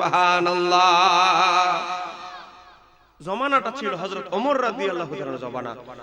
মানুষ মদিনা শরীফে বলা বলি শুরু করলো যে ইয়ামান দেশে এমন ঘটনা হয়েছে। হযরত ওমর রাদিয়াল্লাহু তাআলা একটা কাগজ নিলেন, কাগজের মধ্যে লিখলেন, আমি আমিরুল মুমিনিন ওমর ইবনুল খাত্তাব বলছি, এ আবু মুসলিম আল খাওয়ালানি আল ইয়ামানি, আমি ওমর ইবনুল খাত্তাব তোমাকে হুকুম দিচ্ছি। আমি তোমার অনেক প্রশংসা শুনেছি, তোমার অনেক কথা আমি শুনেছি। আমি ওমর তোমাকে হুকুম দিচ্ছি, রাষ্ট্রীয় ব্যস্ততার কারণে আমি ইয়ামানে যাওয়া আমার পক্ষে সম্ভব নয়। আমি তোমাকে হুকুম দিচ্ছি ওমর, তুমি মদিনা শরীফে আসো। আমি ওমর তোমাকে 1 দিনের জন্য হলেও মেহমানদারি করতে চাই। হযরত ওমর রাদিয়াল্লাহু তাআলা চিঠি পাইলেন, হযরত আবু মুসলিম খাওয়ালানি ইয়ামান দেশ থেকে রওনা দিলেন হযরত ওমর ইবনুল খাত্তাবকে এক নজরে দেখবেন। বাবা হযরত ওমরের দরবারে যখন আসলেন, হযরত ওমর রাদিয়াল্লাহু তাআলা একটা চেয়ারের মাঝে বসা ছিলেন, চেয়ার থেকে উঠে গেলেন। চেয়ার থেকে উঠে যাওয়ার পরে ওনার চেয়ারে, হযরত ওমরের চেয়ারে আবু মুসলিম খাওয়ালানিকে বসতে দিলেন। বসতে দেওয়ার পরে হাত উঠে আল্লাহর দরবারে বলেন, প্রশংসা আল্লাহর, আমি যদি বুয়া কথা বলি আমার পাশে আলেম ওলামা আছে ধরবে। প্রশংসা আল্লাহর, যিনি আমাকে মৃত্যুর পূর্বে উম্মতে মুহাম্মাদির মাঝে এমন ব্যক্তির দর্শন দান করেছে। হযরত ওমর বলে, ও আল্লাহ, তোমার দরবারে আমি প্রশংসা করছি, শুকরিয়া আদায় করছি, তুমি ওমরকে এমন ব্যক্তির সাক্ষাৎ দিয়ে ধন্য করেছো। কেমন? যার সাথে হযরত ইব্রাহিম আলাইহিস সালামের ন্যায় আচরণ তুমি করেছো। আল্লাহ ইব্রাহিম আলাইহিস সালামকে যেমন আগুনের কুণ্ডলিতে ফেলে দেওয়ার পর কাফের মুশরিকরা ইব্রাহিম নবীর ক্ষতি করতে পারে নাই, আল্লাহ তুমি এমন ব্যক্তিকে দান করেছো। আল্লাহ তুমি উম্মতে মুহাম্মাদের ভিতরেও তুমি এমন বুজুর্গ ব্যক্তি সৃষ্টি করেছো মাওলা, যার সাথে তুমি ইব্রাহিম নবীর মতো আচরণ করেছো। আল্লাহ আমি এমন ব্যক্তির সাথে সাক্ষাৎ পেয়ে আমি ওমর ধন্য, শুকরিয়া আদায় করছি। ঠিক কাঁদতে বলতে হবে আল্লাহু আকবার। এটা কি সাধারণ ব্যাপার? বলেন আপনারা কি আমারে কি আগুনে খাতির করবে? আপনারা আমার সাথে কি আগুনের খাতির আছে? বাবা এখানেই শেষ নয়, এরপর তিনি তার 2 চোখের মাঝখানে মানে কপালে চুমু খেলেন। একটু জোরে বলেন না সুবহানাল্লাহ। হযরত ওমর রাদিয়াল্লাহু তাআলার মতো ব্যক্তি যার 2 চোখের মাঝখানে কপালে চুমু খেয়েছে আবু মুসলিম খাওয়ালানি, তাহলে এখন আপনারা বলেন সেই ব্যক্তির মাকাম কি কম না অনেক বেশি? শুধু নবীর প্রেম, বাবা নবীর প্রেমে শুধু ঝাঁপ দিয়েছে, বাকিটা কমপ্লিট করার দায়িত্ব কার? বলেন হেফাজত করার মালিক কে? শুধু নবীর প্রেমে ঝাঁপায়া পড়েন, দেখবেন যদি ইখলাসের সাথে নিষ্ঠার সাথে নবীকে ভালোবাসতে পারেন, আল্লাহর গায়েবী সাহায্য আসবে কি আসবে না? জোরে বলেন আসবে কি আসবে না? বাবা শাহজালাল ইয়ামানি উমরা করা শেষ করে মসজিদে নববীতে হেলান দিয়ে শুয়ে আছেন। আমার নবী হুকুম দিচ্ছেন স্বপ্নের ভিতরে, শাহজালাল, ও শাহজালাল, আমি আল্লাহর হাবিব তোমাকে হুকুম দিচ্ছি, এই সিলেটের জমিন, এই বাংলার জমিন শাহজালাল ইয়ামানিকে স্বপ্নের মাঝে দেখানো হয়েছে। এ শাহজালাল, তোমার ছাত্র শাগরিদ, তোমার শিষ্যদেরকে নিয়ে হিন্দুস্তানের জমিনে এই বাংলাদেশের ভূখণ্ড দেখিয়ে বলা হয়েছে বাংলার জমিনে চলে আসো। মুশরিক রাজা নৌপথ বন্ধ করে দেওয়ার পরেও শাহজালাল ইয়ামানিকে বাবা থামাইতে পারে নাই। কথা কন না কেন, ঠিক কিনা? আরো যারা বলেন না কেন, ঠিক কিনা? এ বাবা, সাহাবাই কেরাম আমাদেরকে যে আদর্শ দিয়ে গেছে, সাহাবীদের মাঝে অভাব ছিল, অনটন ছিল, দুঃখ বেদনা ছিল, কিন্তু নবীর মহাব্বতের কমতি সাহাবাই কেরামদের ছিল না। চিৎকার দিয়ে বলতে হবে, ঠিক কিনা? ইয়ামান দেশের দুইজন যুবক, বয়স 20-এর ঊর্ধ্বে হবে না, 20-এর মতো হবে। এ যুবক, দুইজন যুবক ইয়ামান দেশে, এক বন্ধু আরেক বন্ধুরে বলে, বন্ধু, আমরা তো নবীকে না দেখে কালেমা পড়েছি, ও বন্ধু চলো আমরা আল্লাহর হাবিবকে দেখার জন্য মদিনা শরীফে যাই, যাওয়ার পরে আল্লাহর হাবিবের হাত মোবারকে হাত রেখে বায়াত হব, তওবা করব, নবীর হাত মোবারকে চুমু খাবো। একটু জোরে বলেন না সুবহানাল্লাহ। এক বন্ধু বলে, তোর কাছে কয় টাকা আছে? আমার কাছে এত আছে। আমার কাছে এত আছে, চল চলবে, রাস্তাঘাটে যা পাই কিনা কিনা খামো, সফরটা শেষ করব। দুই বন্ধু মিলে কিছু মুদ্রা আর রুটি আর খেজুর নিয়ে রওনা দিলেন ইয়ামান দেশ থেকে মদিনা শরীফের উদ্দেশ্যে। বাবার এই ঘটনাটা বলছি সহিহ বুখারী সদকা অধ্যায় থেকে। এ বাবা, চলে এসেছেন মদিনা শরীফে। আস্তে আস্তে যতদিন লেগেছে, মদিনা আসার পরে দেখে ইশারের নামাজের ওয়াক্ত হয়ে গেছে, আজান বেলা লাগিয়ে দিয়ে ফেলেছে, ইকামত শুরু হয়ে গেছে। আল্লাহু আকবার, আল্লাহু আকবার। হযরতে বেলাল ইকামত দেওয়া শুরু করেছে। দুই বন্ধু ওযু করতে তাড়াহুড়া করে ওযু করলেন। ওযু করার পরে দেখে আমার নবীর 2 রাকাত নামাজ আদায় শেষ।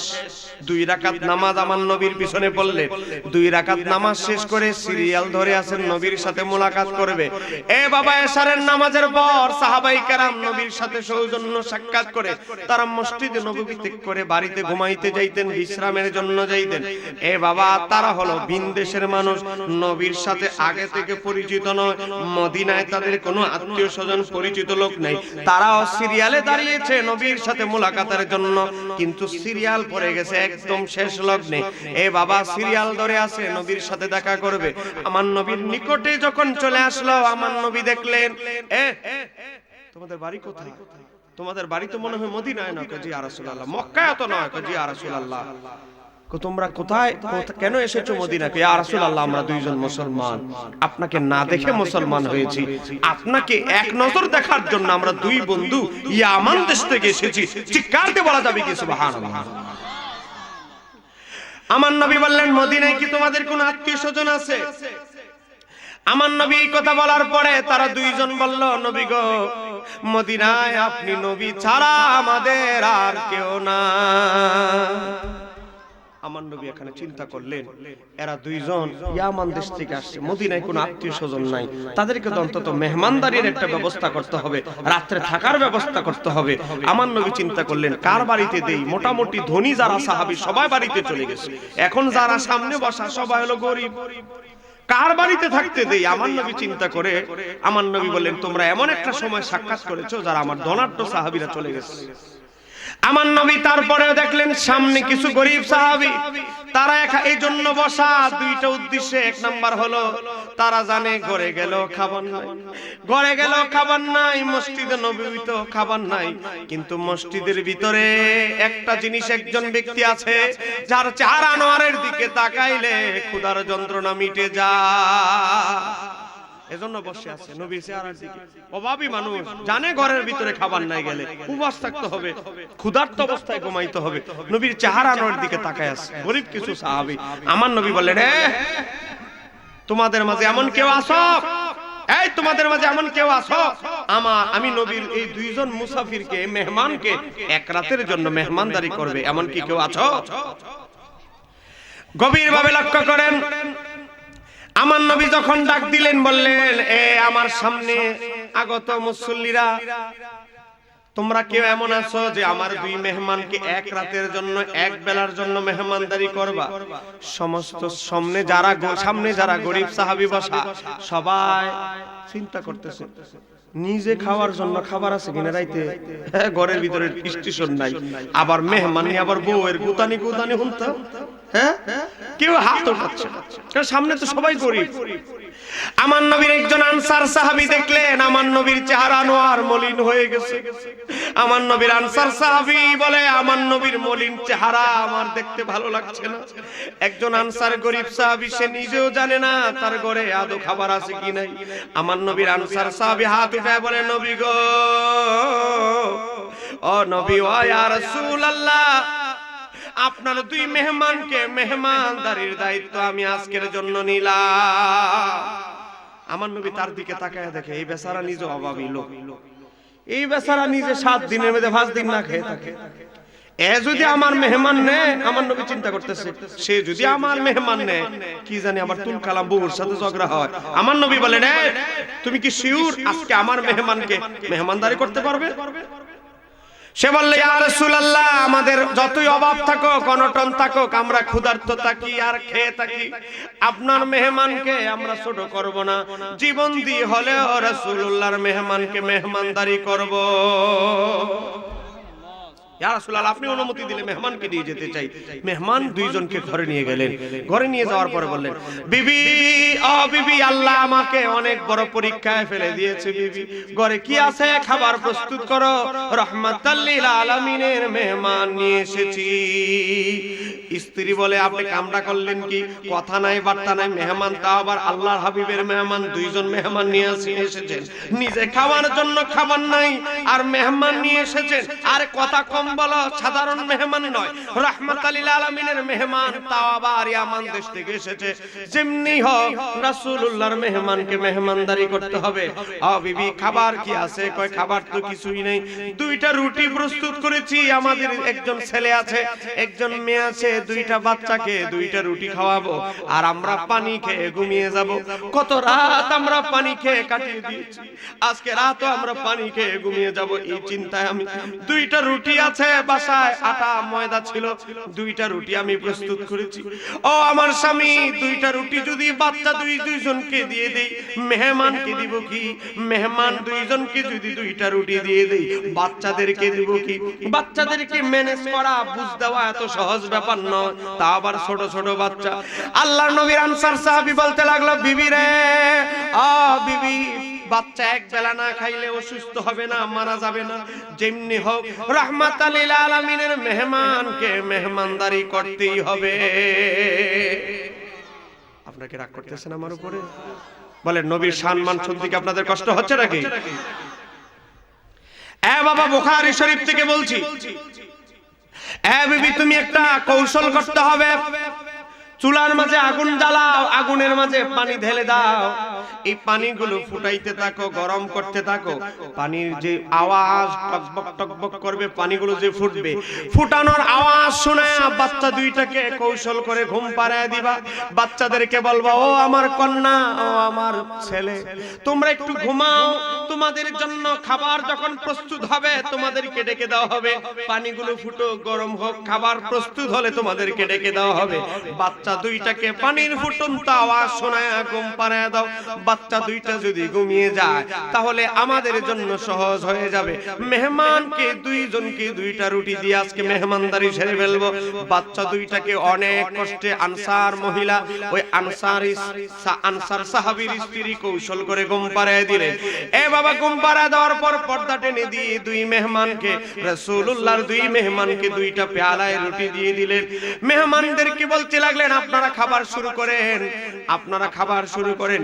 2 মেহমানের এক মেহমান বলতে লাগলো ও রাসূলুল্লাহর সাহাবী, ও আনসার সাহাবী, আমরা ইয়ামান দেশের মানুষ, ইয়ামান দেশের মানুষদের জন্য একটা ঐতিহ্য হচ্ছে, আমাদের একটা সংস্কৃতি আছে, আমাদের একটা রেওয়াজ আছে, আমরা যাদের ঘরে মেহমান হয়ে যাই, আমাদেরকে যারা মেহমানদারি করে, তারা আমাদেরকে যারা মেহমানদারি করে, তারা মেহমানদারি যারা আমাদেরকে করে, তারা খাবার শুরু না করলে আমরা শুরু করি না।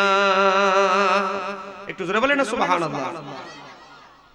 আনসার সাহাবীর স্ত্রী ফিসফিস করে স্বামীকে বলতে লাগলো, ও স্বামী, বাচ্চারা তো কৌশল করে বুঝ দিয়ে ঘুম পাতাই দিলা, এখন মেহমানদেরকে বুঝ দিব কিভাবে? আমাদের সামনে তো খাবার নাই, মেহমান তো বায়না ধরেছে, আমরা খাবার না শুরু করলে তারা খাবে না, তা আমাদের কাছে তো করে খাবারই নেই।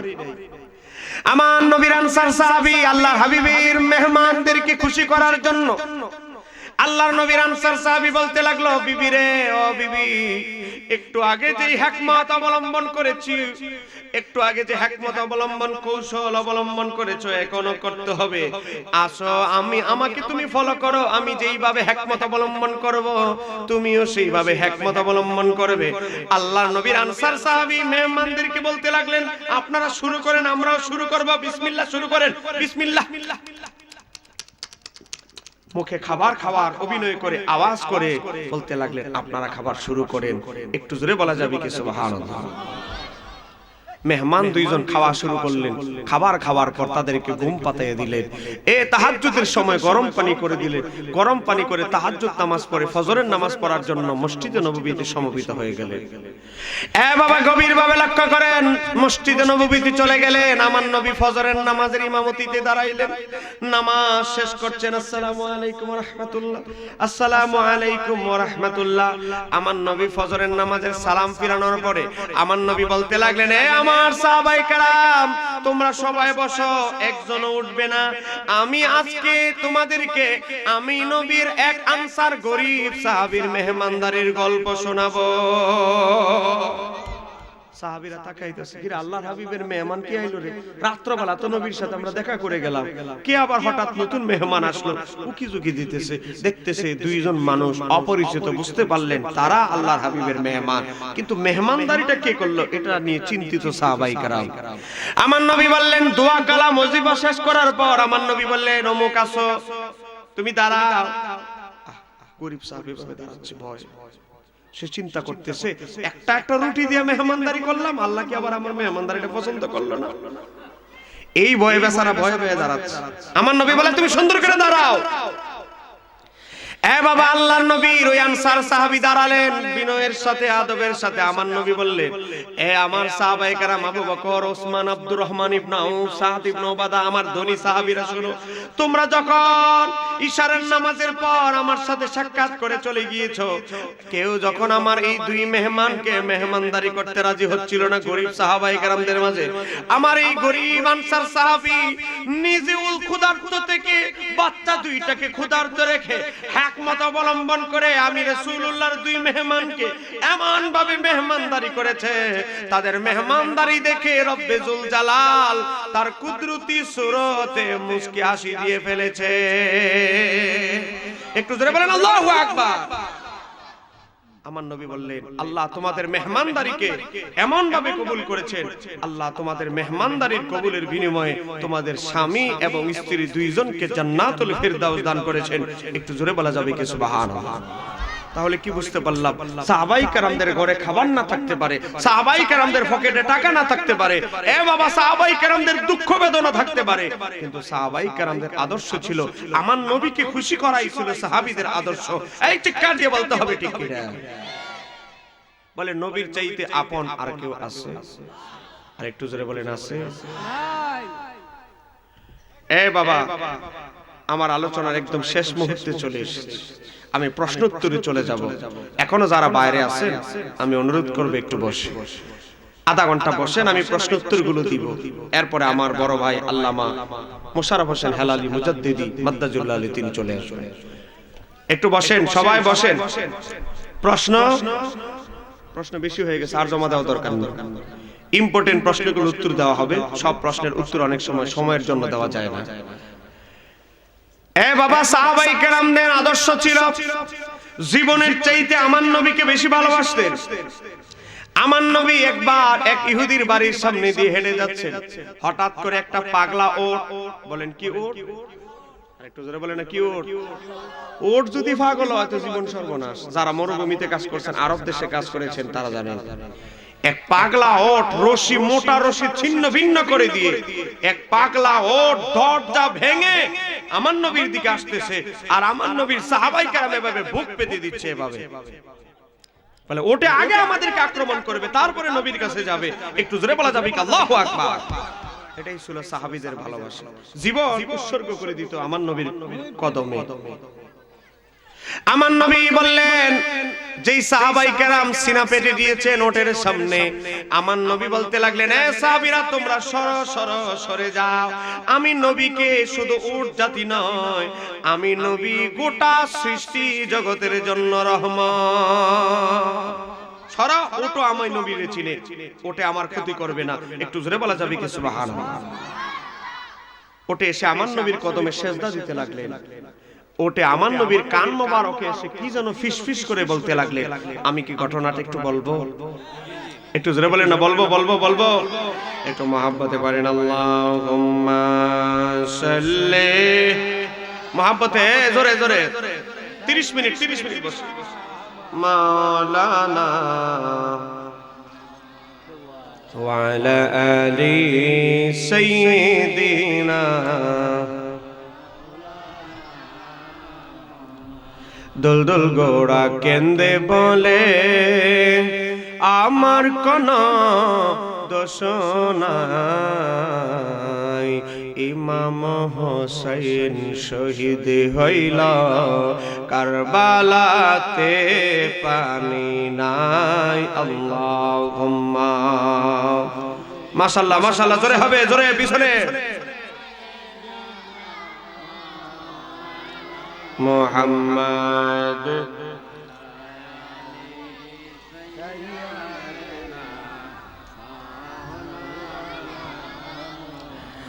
আমার নবীর কান মোবারক এসে ওট ফিসফিস করে কি যেন বলতে লাগলো।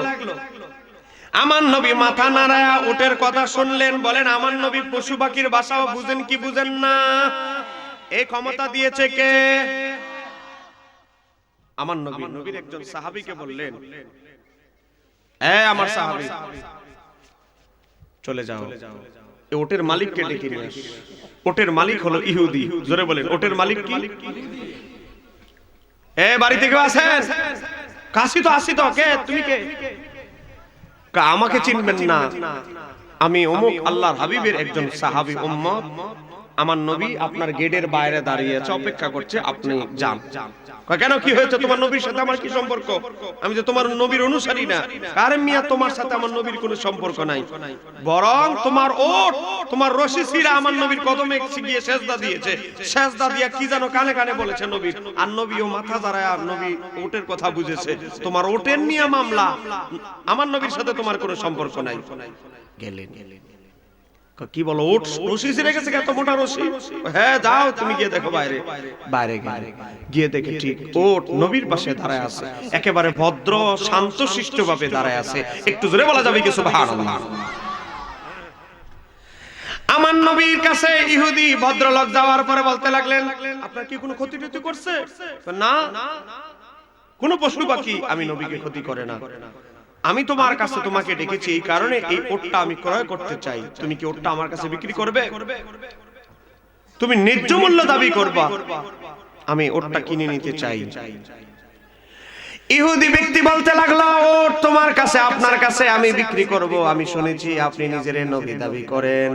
আমি ইহুদি, ওটটা আপনার কাছে বিক্রি করব, তবে একটা শর্তে। এই ওটের ভিতরে, ওটের মাঝে চামড়া লেগে আছে, দেহের সাথে কোনো গোশত নাই, হাড্ডি। এই ওটো আবার পাগলা ওট, এই ওটো আবার পাগলা ওট। এই ওটের ভিতরে শরীরের মধ্যে না আছে গোশত, না আছে শরীরের কোনো কিছু শক্তি। এই ওট কি গুণ দেখে, কি দেখে ওট কিনতে পাগল হয়েছেন আমাকে বলতে হবে।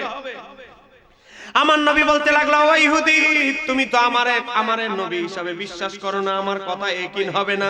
তা আমি বললেও কি হবে? তুমি আমার কথা বিশ্বাস করতেও পারো, না করতে পারো, এত কথা বলে লাভ নাই। তুমি ওটটা কত হলে বিক্রি করবা বলো? অবশ্যই আমি ওয়াদা দিলাম ওট বিক্রি করব, তবে যদি ঘটনাটা বলেন কি দেখে ওট আমার এই পাগলা ওট কিনতে পাগল হয়েছেন, এটা যদি আপনি বলেন, তাহলে আমি ওট আপনার কাছে বিক্রি করে দিব। আমার নবী বললেন, ও ইহুদি, তোমার উট আমাকে সেজদা দিয়েছে, সেজদা দিয়ে আমার কানে কানে বলেছে, ইয়া রাসূলুল্লাহ, নবী গো, আপনি তো সমস্ত কুল কায়নাতের জন্য রহমত, আমাদের উট জাতির জন্য রহমত। এই ইহুদি মালিক আমারে 3 বেলার মাঝে 1 বেলাও খাবার দেয় না, আমারে অনেক মারধর করে, আমারে দিয়ে অনেক কঠিন কঠিন কাজ করাইতে চায়। ও ইয়া রাসূলুল্লাহ, আমি উট আপনার কদমে উৎসর্গিত হোক আমার জীবন, আমি আপনার কাছে আশ্রয় চাই, এই জালেম মালিক থেকে আপনি আমাকে রক্ষা করে। একটু জোরে বলেন আল্লাহু আকবার। আমার নবী বলেন, এই ওট আমাকে সেজদা দিয়েছে, তাজিম করেছে, এই ওট আমি নবীর কাছে আশ্রয় চেয়েছে, অতএব এই ওটটাকে আমি কিনতেই হবে, আমি ওয়াদা দিয়েছি তাকে আমি মুক্ত করব তোমার কাছ থেকে। এই কথা বলার পর ইহুদি লোক আর কিছু বলে না, চুপচাপ ঘরের ভিতরে চলে গেছে। কিয়া বলে, বউ শুনছো, অমুক যে একজন নবী দাবি করছে, নবী দাবি করে মক্কা থেকে আমাদের মদিনায় আসছে, ওনার কথা শুনছো? আমাদের একজন বান্ধবী, ওনার মুসলমান হয়েছে ওনার হাতে, কোনি তো আমাদের বাড়ির সামনে। কত তুমি কেন চলে আসছো? তোমার কাছে বলতে এসেছি, উটটা কিনতে চায়। আর ওট এত মোটা রশি ছিন্ন ভিন্ন করে দিয়ে গেট দরজা ভেঙে তার কদমে গিয়ে সেজদা দিয়েছে সবার সামনে, এবং কানে কানে ফিসফিস করে আমাদের সব কথা বলে দিয়েছে, যা বলেছে হুবহু সব মিলে গেছে। তিনি যে সত্য নবী এতে কোনো সন্দেহ নাই, কারণ তারে যে আমরা মারধর করতাম তুমি আমি ছাড়া কেউ জানে না, তারে যে খাবার দিতাম না তুমি আমরা ছাড়া কেউ জানে না, তারে দিয়ে বেশি কাজ করাইতাম এটাও তুমি আমি ছাড়া কেউ জানে না, সব সে বলে দিয়েছে। অতএব তিনি যে সত্য নবী কোনো সন্দেহ নাই। একটু জোরে বলা যাবে কি সুবহানাল্লাহ? ও বিবি,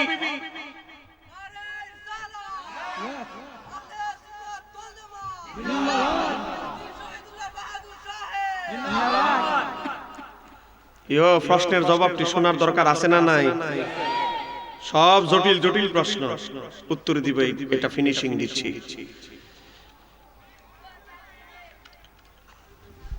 আমার বাবার ভাইয়া,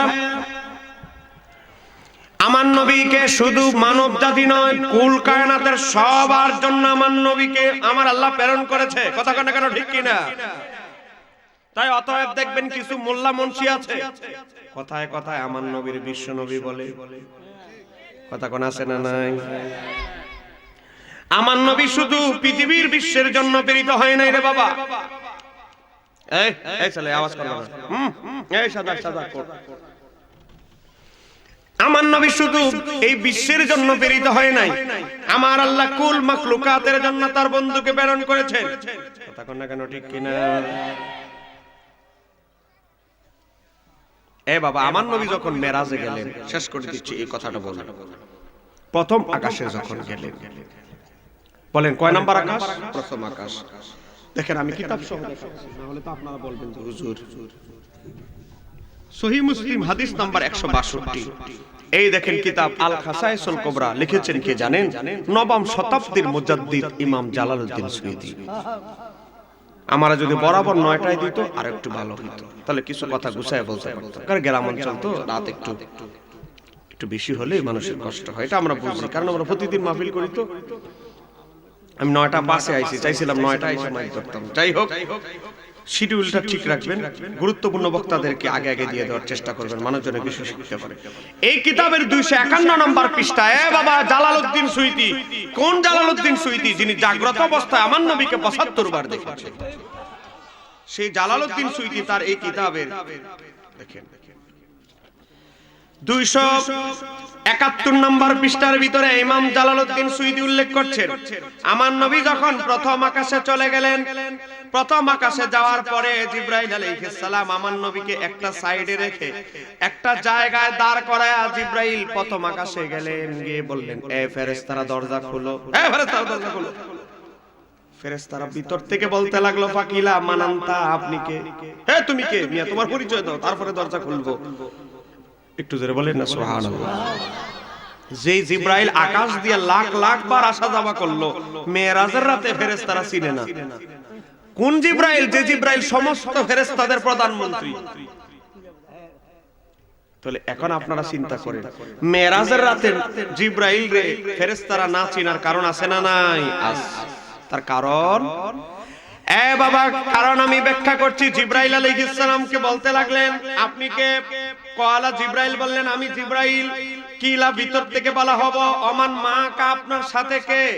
যখন বলা হলো আমার সাথে যিনি আছেন, জিব্রাইল বুঝতে পারলেন আমার জিব্রাইলের পরিচয় আজকে মেরাজের রাতে আসমানের দরজা খোলা হবে না। জিব্রাইল যখন আমার নবীকে আসমানের দরজার পাশে দাঁড় করায় দিল, দাঁড় করায় যখন বলতে লাগলো আমার সাথে যিনি আছেন তিনি হচ্ছেন মুহাম্মদ রাসূলুল্লাহ সাল্লাল্লাহু আলাইহি সাল্লাম, চিৎকার দিয়ে বলা যাবে কি সুবহানাল্লাহ। এটা বলতে দেরি, নবীর নাম পরিচয় বলতে দেরি, নবীকে আকাশে প্রথম আকাশের দরজায় দাঁড় করাইতে দেরি, দরজা খুলতে দেরি নেই।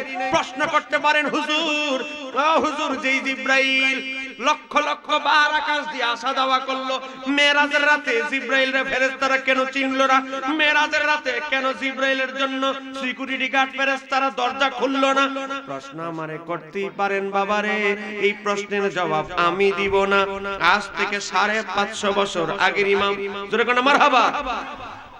এই দেখেন আমার হাতে কিতাব, কিতাবের নাম আল মাওয়াহিবুল লাদুনিয়া, লিখেছেন ইমাম কাসতালানী রাহমাতুল্লাহ আলাইহি। বাবারে এই কিতাবের ভিতরে লিখেছেন আমার আল্লাহ প্রত্যেকটা আসমানে 2টা করে দরজা বানাইলেন। যখন আকাশ বানায় 2টা করে দরজা বানাইলেন। 5 মিনিট বসেন। বাবা একটা দরজা বানাইলেন পার্সোনাল রিজার্ভ, এই দরজা খাস করে রেখে দিলেন। আর একটা দরজা বানাইলেন ও বাবা লোকাল, এটা দিয়ে আদম থেকে শুরু করে জিব্রাইল মিকাইল ফেরেশতারা আসা যাওয়া করবে। এই দরজাটা হলো লোকাল, আর একটা দরজা হলো রিজার্ভ। এই রিজার্ভ দরজাটা আমার আল্লাহ বানায়া 2 জন করে ফেরেশতা 7 আসমানে 7টা পার্সোনাল দরজা বানায়া আল্লাহ রেখে দিলেন। 2 জন করে 14 জন ফেরেশতা নিয়োজিত করে দিলেন। ফেরেশতারা তোমরা দাঁড়ায় থাকো, ইন্তজার করতে থাকো, অপেক্ষায় থাকো। এমন একটা রাত আসবে, এমন একটা সময় আসবে, আমি আল্লাহ আমার বন্ধুকে আমার কাছে ডেকে আনবো। আমার বন্ধু ছাড়া আর কারো জন্যই দরজা খোলা হবে না। একটু জোরে বলেন আল্লাহু আকবার। জিব্রাইল আসুক, মিকাইল আসুক, আজরাইল আসুক, ইসরাফিল আসুক, কারো জন্য নয়। এই দরজা পার্সোনাল দরজা, শুধু ব্যবহার হবে আমার হাবিবের জন্য। একটু জোরে বলা যাবে কি সুবহানাল্লাহ? বলে আমার নবীর সম্মান কি শুধু দুনিয়াতে না উপরেও আছে? কথা কোন আছে না নাই? আছে। আল্লাহ সুবহানাহু ওয়া তাআলা আজকে আমার নবীর সম্মান বুঝার তৌফিক দান করুন। জোরে বলেন আমিন। আর একটু জোরে বলেন আমিন। সম্মানিত আমার দিনী ভাইরা, আমার আলোচনা এখন শেষ। আমি প্রশ্নের জবাবগুলো দিব ইনশাআল্লাহ। প্রশ্নের জবাব হতে হতে ইনশাআল্লাহ আমার ভাই আল্লামা মোশাররফ হোসেন হালালি সাহেব চলে আসবেন।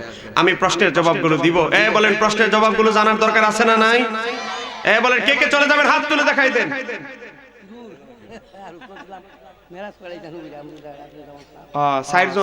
সাইডজন চলে যাবে। না না এরা সবার আগে থাকবে। আপনাদেরকে আমি সবগুলো প্রশ্নের জবাব দেওয়ার চেষ্টা করব, দেখি যেগুলো সবচেয়ে বেশি ইম্পর্টেন্ট। একটু বসেন, ধৈর্য ধারণ করে বসেন। প্রশ্ন আমার নবী বলেছে সওয়াল, প্রশ্ন হচ্ছে নিসফুল ইলম, জ্ঞানের অর্ধেক। জ্ঞানের অর্ধেক হচ্ছে জ্ঞানী লোকদের কাছে প্রশ্ন করা, এটা হচ্ছে জ্ঞানের অর্ধেক। আপনার প্রশ্নগুলো আমি সবগুলো উত্তর দিব, একটু মহব্বতে বসেন। আমি আপনাদেরকে একটা ঘোষণা দিচ্ছি, কারো সম্ভব হলে নেবেন, না হলে নাই। আমি এগুলো ব্যবসা নয়, কিতাব লিখি খেদমতের জন্য। সহজ পদ্ধতিতে সহি নামাজ শিক্ষা আমার লেখা একটা বই। আপনি মুসলমান, আপনার ঘরে একটা নামাজ শিক্ষা বই নাই। আপনি মুসলমান, আপনার ঘরে কোরআন শরীফটা শুদ্ধভাবে কোরআন শরীফটা মুছে নাই। আপনি মুসলমান সুন্নি তরিকাপন্থী, ঘরে একটা ওজিফা নাই, দোয়া কালামের একটা বই নাই। এটা আপনি কেমন মুসলমান বলেন? সব বাজার করতে পারেন, সব কিছু করতে পারেন, বিপদে পড়লে লাখ লাখ টাকা হসপিটালে দিয়ে ফেলেন, কিন্তু মুসলমান আপনার ঘরে একটা নামাজ শিক্ষা বই নেই। আমি বলবো আপনার বাচ্চার জন্য একটা নামাজ শিক্ষা বই নিয়ে যান। এখানে 9টা অধ্যায় আছে। 1 নাম্বার কালেমা, আল্লাহর পাশে নবীর নাম লেখা নাকি শিরিক, এই আহলে হাদিসরা বলে, এখানে জবাব দেওয়া আছে। কালেমা নাকি লা ইলাহা ইল্লাল্লাহ, এর পরে নাকি আর কালেমা নাই, এখানে জবাব দেওয়া আছে। উযু, গোসল, তায়াম্মুম, ফরজ নামাজ, ওয়াজিব নামাজ, ফরজে কিফায়া নামাজ, সুন্নতে মুআক্কাদা নামাজ, যত নফল নামাজ আছে, শবে বরাত, শবে মেরাজ, লাইলাতুল কদর। এই যে সামনে আসতেছে মেরাজ, আগামী মাসের এই মাসের 27 তারিখ হলো মেরাজের রাত। আপনারা মেরাজ শরীফ পালন করবেন, এখানে দলিল দেওয়া আছে। এখানে আছে 215 পৃষ্ঠা একটা নামাজ। কেউ যদি মুসিবতে পড়ে যায়, বাবা প্রশ্ন উত্তরগুলো দিচ্ছি, মুসিবতে পড়ে গেছেন, কেউ সাহায্য করছে না, শ্বশুর বাড়ি থেকে না, আপন ভাইও না, কেউ করছে না। আমার নবী বলে, এ উম্মাহ, তোমার পক্ষে কেউ নাই, তোমার পক্ষে আল্লাহ তার রাসূল আছে। 215 পৃষ্ঠা একটা নামাজ আছে, এই নামাজটা পড়বেন। নামাজটা পড়ে একটা দোয়া পড়বেন 3 বার, ইয়া ওয়াদুদু ইয়া জাল আরশুল মাজিদ ইয়া ফাআলুল লিমা ইউরিদ, দোয়াটা পড়বেন। আমার আল্লাহ বলে, আমার নবী বলে, আসমান থেকে 4 জন ফেরেশতা তোমার জন্য সাহায্যের জন্য আল্লাহ পাঠাবে।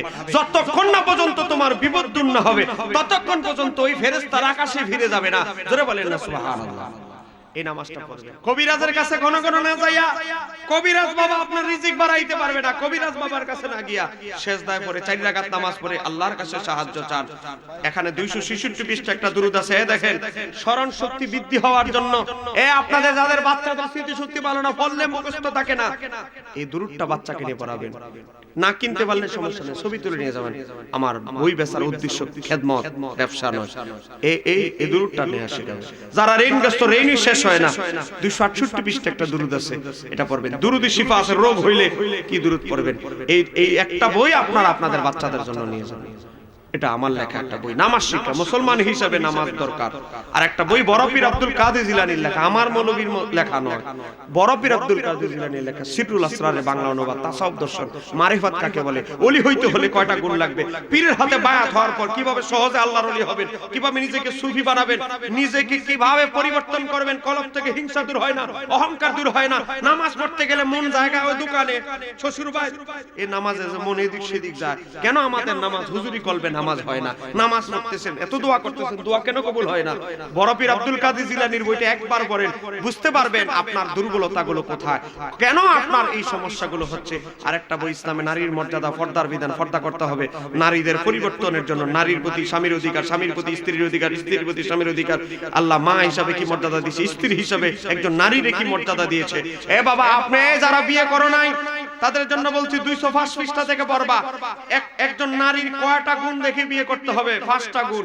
তোমরা তো জানো না, খালি চামড়া দলা আর শ্বশুর বাড়ি পয়সা আছে নি বালা, এটা দেখে বিয়ে করে।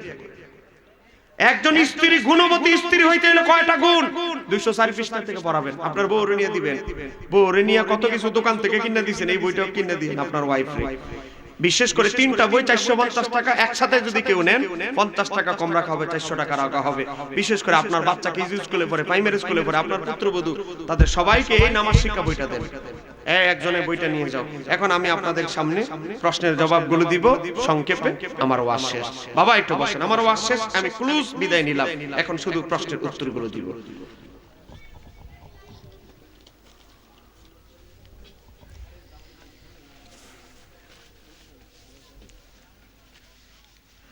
নতুন আর প্রশ্ন দেওয়ার দরকার নাই, অনেক প্রশ্ন চলে এসেছে।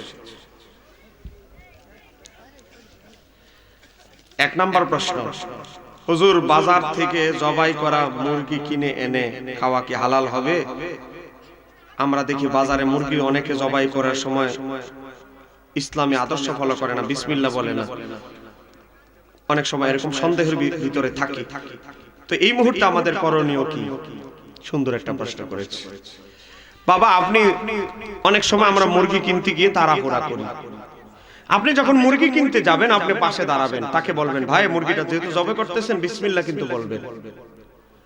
বিসমিল্লাহ না বললে তো ওই পশুটা আপনার হালাল হবে না। তো আপনি দাঁড়ায় থেকে বিসমিল্লাহ বলার জন্য উৎসাহিত করবেন। বিশেষ করে বাবারা, আপনাদের এলাকার ভাইয়েরা, আপনাদের বাজারের যারা মুরগি বিক্রেতা, যারা গরু জবাই করে, বুঝেন না, কষায়, তাদেরকে বলবেন, ভাইরে যত কিছুই করস অন্তত বিসমিল্লাহটা আল্লাহর নামে জবাইটা করিস। আপনারা যাদের এলাকায় যাদের মুরগি জবাই করে বিক্রি করে, বুঝেন না, ফ্রেশ করে দেয়।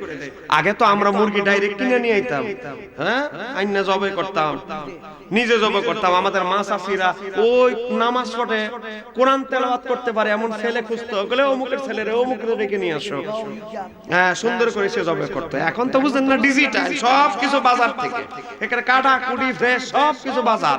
আমাদের ডিজিটাল ভাবিরা, বুঝেন না, সিনজি রিজার্ভ করে বাজার করে, বাজার করছে 500 টাকার সিনজি বার হইলো 700 টাকা। কথা কোন কেন ঠিক কি নাই? বাজারে গেছে একটা 500 টাকার জিনিস কিনবে, আসা যাওয়া সিনজি হলো 700 টাকা ভাড়া, দ্রব্য কিনতে গেছে 500 টাকা।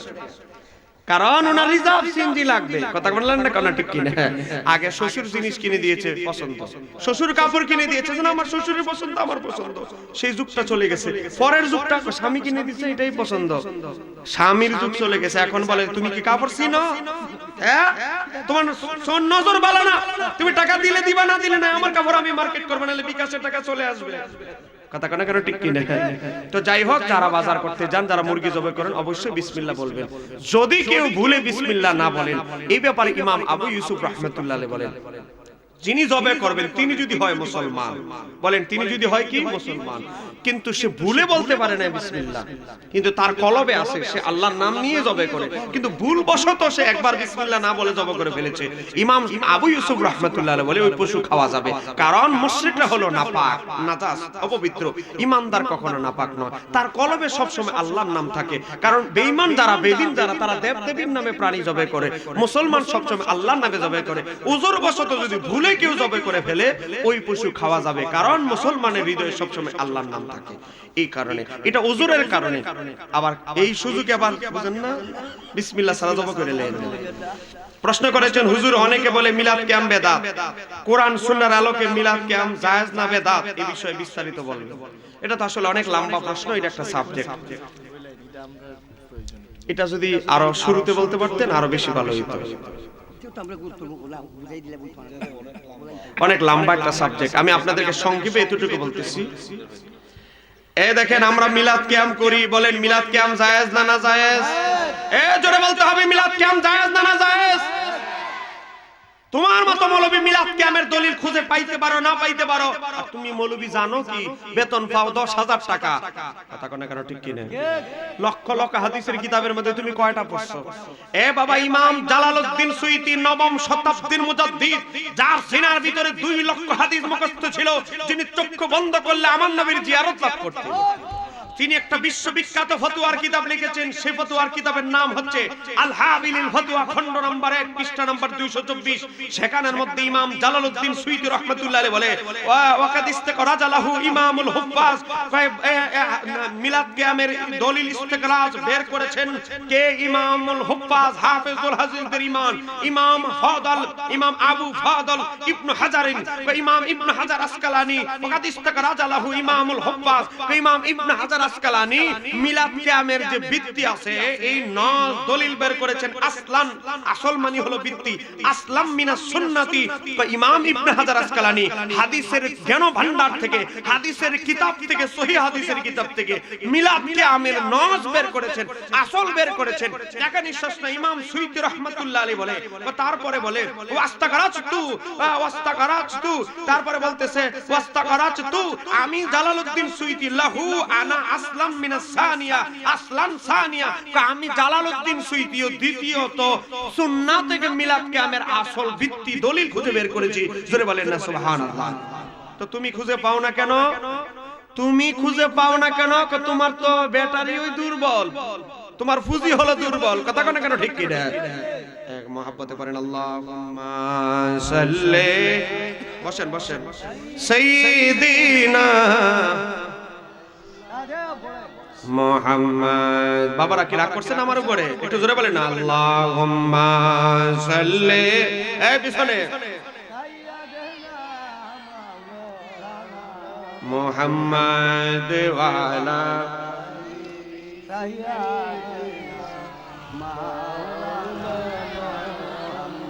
চিন্তা করে দেখো রে মন, রাত্রি গভীর নিশীতে মরণ কালে বান্ধব নাই রে, কে যাবে তোর সঙ্গেতে। আল্লাহুম্মা সাল্লি, মাশাআল্লাহ,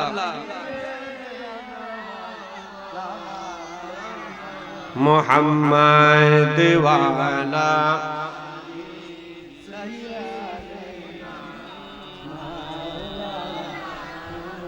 বাবা, দের ব্যাটারি মৌলভী মিলাদ কিয়াম বলে বেদাত, কোরআন হাদিসে নাই। ইমাম জালালউদ্দিন সুয়ুতী বলে আমার ওস্তাদের ওস্তাদ ইবনে হাজার আসকালানী, যিনি বুখারী শরহ ফাতহুল বারী লিখেছে, যার বুখারী শরহ না পড়লে দুনিয়ার কোন আলেম বুখারী শরীফ বোঝা সম্ভব নয়, সেই ইমাম ইবনে হাজার আসকালানী আসলান মিনাস সুন্নতি, হাদিসের ভান্ডার থেকে মিলাদ কিয়ামের দলিল বের করেছে খুঁজে। তারপরে বলে ওয়াস্তাগরাজতু, ইমাম জালালউদ্দিন সুয়ুতী বলে আর আমি জালালউদ্দিন সুয়ুতীও লাহু আনা আসলান সানিয়ান, দ্বিতীয়ত আমি জালালউদ্দিন সুয়ুতীও হাদিসের ভান্ডার থেকে মিলাদ কিয়ামের বহু দলিল খুঁজে পেয়েছি। চিৎকার দিয়ে বলেন না সুবহানাল্লাহ। কই ইমাম সুয়ুতীকে যিনি জাগ্রত অবস্থায় আমার নবীকে ৭২ বার দেখেছে, তিনি যদি বলে মিলাদ কিয়াম জায়েজ, মিলাদ কিয়ামের দলিল কোরআন সুন্নাহ থেকে বের করেন, তো তোমার মতো মৌলবী না পাইলে আমাদের কিছু আসে যায়? কথা কোন কেন ঠিক কি না? এই মিলাদ কিয়ামের ভিত্তির উপরে আল্লামা ইমাম ইসমাইল হাক্কি তাফসীরে রুহুল বায়ানের ভিতরে আল্লামা ইসমাইল হাক্কি তাফসীরে রুহুল বায়ান 9 নম্বর খণ্ড 57 নম্বর পৃষ্ঠার ভিতরে উল্লেখ করেছে, মিলাদ কিয়ামের ব্যাপারে লিখেছে। মিলাদ কিয়ামের যে ভিত্তি আছে এখানে শেষ না। আল্লামা বুরহানুদ্দিন হালাবি সিরাতে হালবিয়া 1 নম্বর খণ্ড 124 নম্বর পৃষ্ঠার ভিতরে উল্লেখ করেছে মিলাদ কিয়ামের ভিত্তি আছে। আজ থেকে 500 বছর আগে ইমাম ইবনু সালিহ হিশামি সাবলুল হুদা ওয়ার রাশাদের 1 নম্বর খণ্ড 370 পৃষ্ঠার ভিতরে মিলাদ কিয়ামের ভিত্তি বের করেছে। জোরে বলেন না মারহাবা। 69 জন ইমাম মিলাদ কিয়ামের পক্ষে ফতোয়া দিয়েছেন। এখানে শেষ নয়। আজকে আমাদের কওমি ভাইরা যারা আজকে মিলাদ কিয়ামের বিরোধিতা করেন, ওনাদের বড় হুজুরের তার নাম হলো রশিদ আহমদ গাঙ্গুহি। হ্যাঁ বলেন, কথা কোন আছে না নাই?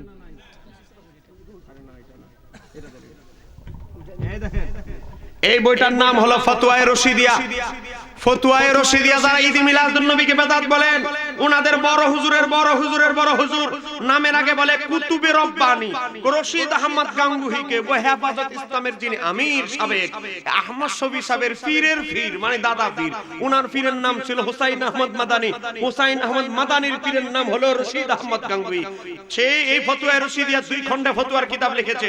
2 নম্বর খণ্ড 346 পৃষ্ঠায়, আমার মিডিয়ার ভাইরা নোট করে নেবেন, 346 পৃষ্ঠায় রশিদ আহমদ গাঙ্গুহিকে প্রশ্ন করা হলো। প্রশ্ন নম্বর 707 প্রশ্ন করা হলো জন্মদিন পালন করার বিধান কি? আমরা নবীর জন্মদিন মিলাদুন নবী পালন করি, কয় বেদাত। তোমাদের বড় হুজুরকে কি প্রশ্ন করা হয়েছে? মিলাদুন নবী পালন করা কারো জন্মদিন মিলাদ পালন করা কি? কয় জন্মদিন পালন করা বৈধ। একটু জোরে কর না মারহাবা। এরপরে তেমনি ভাবে কয়েক বছর অন্তর, বছরে একবার অন্তর মহান আল্লাহর সন্তুষ্টি অর্জনের জন্য মানুষকে জন্মদিন উপলক্ষে খাবার খাওয়ানোটা অবৈধ। জোরে কর না মারহাবা। তাহলে আমরা মিলাদুন নবীর তবারক করি, এটাও তোমাদের হুজুর বলে বৈধ, জন্মদিন পালন করাও বৈধ। বেদাত ফতোয়া দেওয়ার আগে আমাদের দিকে বেদাত চিৎকার না করে আগে গিয়ে তোমাদের হুজুরের বড় হুজুরের কবরের কাছে গিয়ে বেদাত চিৎকার করো। চিৎকার দিয়ে বলতে হবে ঠিক কিনা? আরো ধরে বলেন ঠিক কিনা? এবার আসেন আমার হাতে আরেকটা বই। এই বইটার নাম হচ্ছে মাজালিস হাকিমুল উম্মাত। মাওলানা আশরাফ আলী থানভীর ওয়াজগুলো এখানে লেখা। মাওলানা আশরাফ আলী থানভীকে আমাদের কওমি ভাইরা বলে হাকিমুল উম্মাত। মাওলানা আশরাফ আলী থানভী মিলাদ মাহফিল কমিটির ভাই এখানে আছেন, বলেন মিলাদ মাহফিল আছে না নাই? আমরা অনুবাদ করি নাই রে ভাই, তোমরা অনুবাদ করছো। মাকতাবাতুল আশরাফ কওমি ভাইরা অনুবাদ করেছে। ইসলামী টাওয়ার বাংলা বাজার ঢাকা অনুবাদও করছো তোমরা। বই বিক্রি করে পয়সাও কামায় তোমরা, আর আমরা টাকা খরচ করে বইটা কিনলাম। আর বইটার ভিতরে কি আছে এটা কি একটু বলার দরকার আছে না নাই? আশরাফ আলী থানভীকে প্রশ্ন করা হলো, আপনার দৃষ্টিতে মিলাদ কিয়াম করাটা কেমন? আশরাফ আলী থানভী উত্তর দিচ্ছে, কয় কি? হযরত থানভী রাহমাতুল্লাহ আলাইহি, ওনার ভাষা আর কি, ওনাদের ভাষা হুবহু পড়তি। মাওলানা থানভী বলেন যে, ভাইজান আছে না নাই? আশরাফ আলী থানভী বলে মিলাদ মাহফিলের ব্যাপারে আমার পূর্বের খেয়াল এরূপ যে, আমার ধারণা এরূপ, ওই মাহফিলে আসল কাজ হচ্ছে জিকিরে রাসূল সাল্লাল্লাহু আলাইহি সাল্লাম বা প্রিয় নবী সাল্লাল্লাহু আলাইহি সাল্লামের আলোচনা ও তাকে স্মরণ করা। আমরা তো নবীর মিলাদ কিয়াম করি নবীর স্মরণ করার জন্য, মহব্বতের জন্য। কথা কোন কেন ঠিক কিনা? আমাদের কোন অন্য কোন উদ্দেশ্য আছে? মিলাদ কিয়াম করি কি পীর সাহেবরে খুশি করতে, না আল্লাহ রাসূলকে খুশি করতে? আল্লাহ তার রাসূলকে খুশি করতে। আশরাফ আলী থানভী বলে মিলাদ কিয়ামের আসল উদ্দেশ্য হলো নবীর স্মরণ করা। আচ্ছা, আর এই কাজ করা তো সকলের কাছেই ভালো। এরপরে বলে সৌভাগ্যজনক এবং মুস্তাহাব ইবাদত। মিলাদ কিয়াম করা মুস্তাহাব ইবাদত। জোরে কোন মারহাবা। ভাইজান আছে না নাই?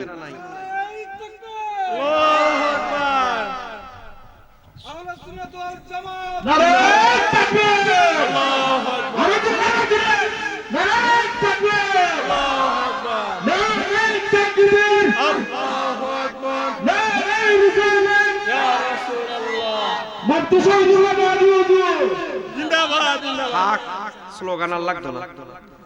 স্লোগান একজনে অর্ধেকটা দেয়, আরেকজনে পুরা করে, আরেকজনে অর্ধেক দেয়, আরেকজনে পুরা করে। সময় আমার খুব কম, আমার মাত্র 18 মিনিট সময় আছে। বাবা বসেন। আশরাফ আলী থানভী বলে মিলাদ কিয়ামের ব্যাপারে সৌভাগ্যজনক এবং মিলাদ কিয়াম করা এটা সৌভাগ্যজনক কাজ। যারা মিলাদ কিয়াম করে তারা সৌভাগ্যবান ব্যক্তি। জোরে কোন না মারহাবা। এবং মুস্তাহাব ইবাদত। হ্যাঁ, অতএব মিলাদ কিয়াম মুস্তাহাব সওয়াবের কাজ, ইবাদত। এটা আমরা বলছি না রে ভাই, তোমাদের আশরাফ আলী থানভী এই মাজালিস ও হাকিমুল উম্মাত বইয়ের ভিতরে তোমাদের আশরাফ আলী থানভী সাহেবও এই ফতোয়া দিয়ে গেছে। ফতোয়া আমাদের দিকে না গিয়া তোমাদের বড় হুজুর যে 231 পৃষ্ঠার ভিতরে মাজালিসে হাকিমুল উম্মতের ভিতরে লিখেছে, তোমার হুজুরের কবরের কাছে গিয়ে বেদাত ফতোয়া দাও। এই কথা কোন কেন ঠিক কি না?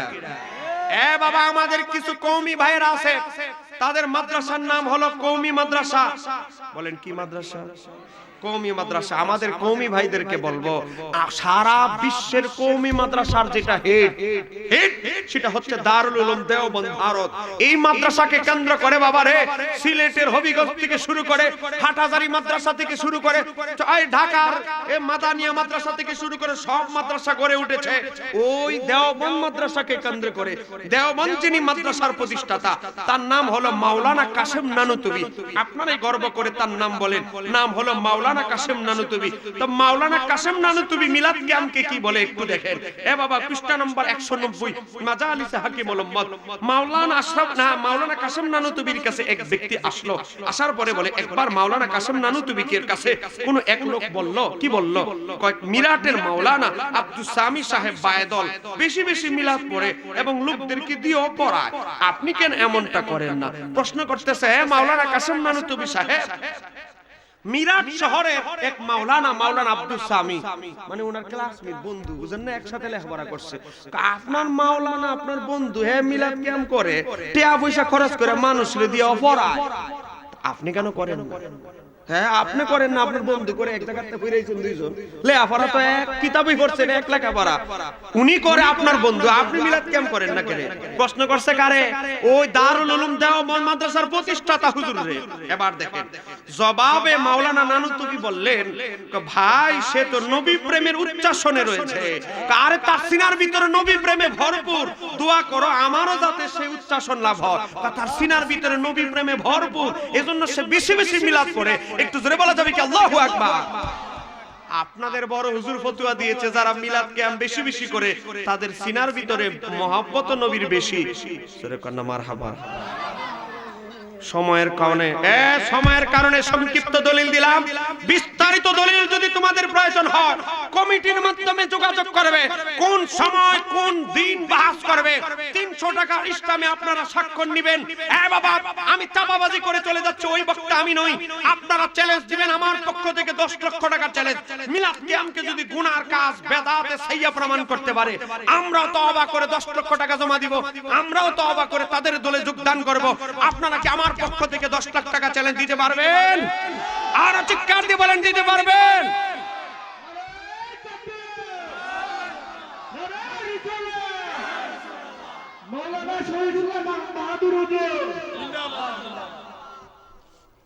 প্রশ্ন করেছেন আরেকটা হুজুর, নবী সাল্লাল্লাহু আলাইহি সাল্লামের নাম শুনে আমরা বৃদ্ধাঙ্গুলি সুমুখে আজান ইকামতে আমরা চোখে মালিশ করি।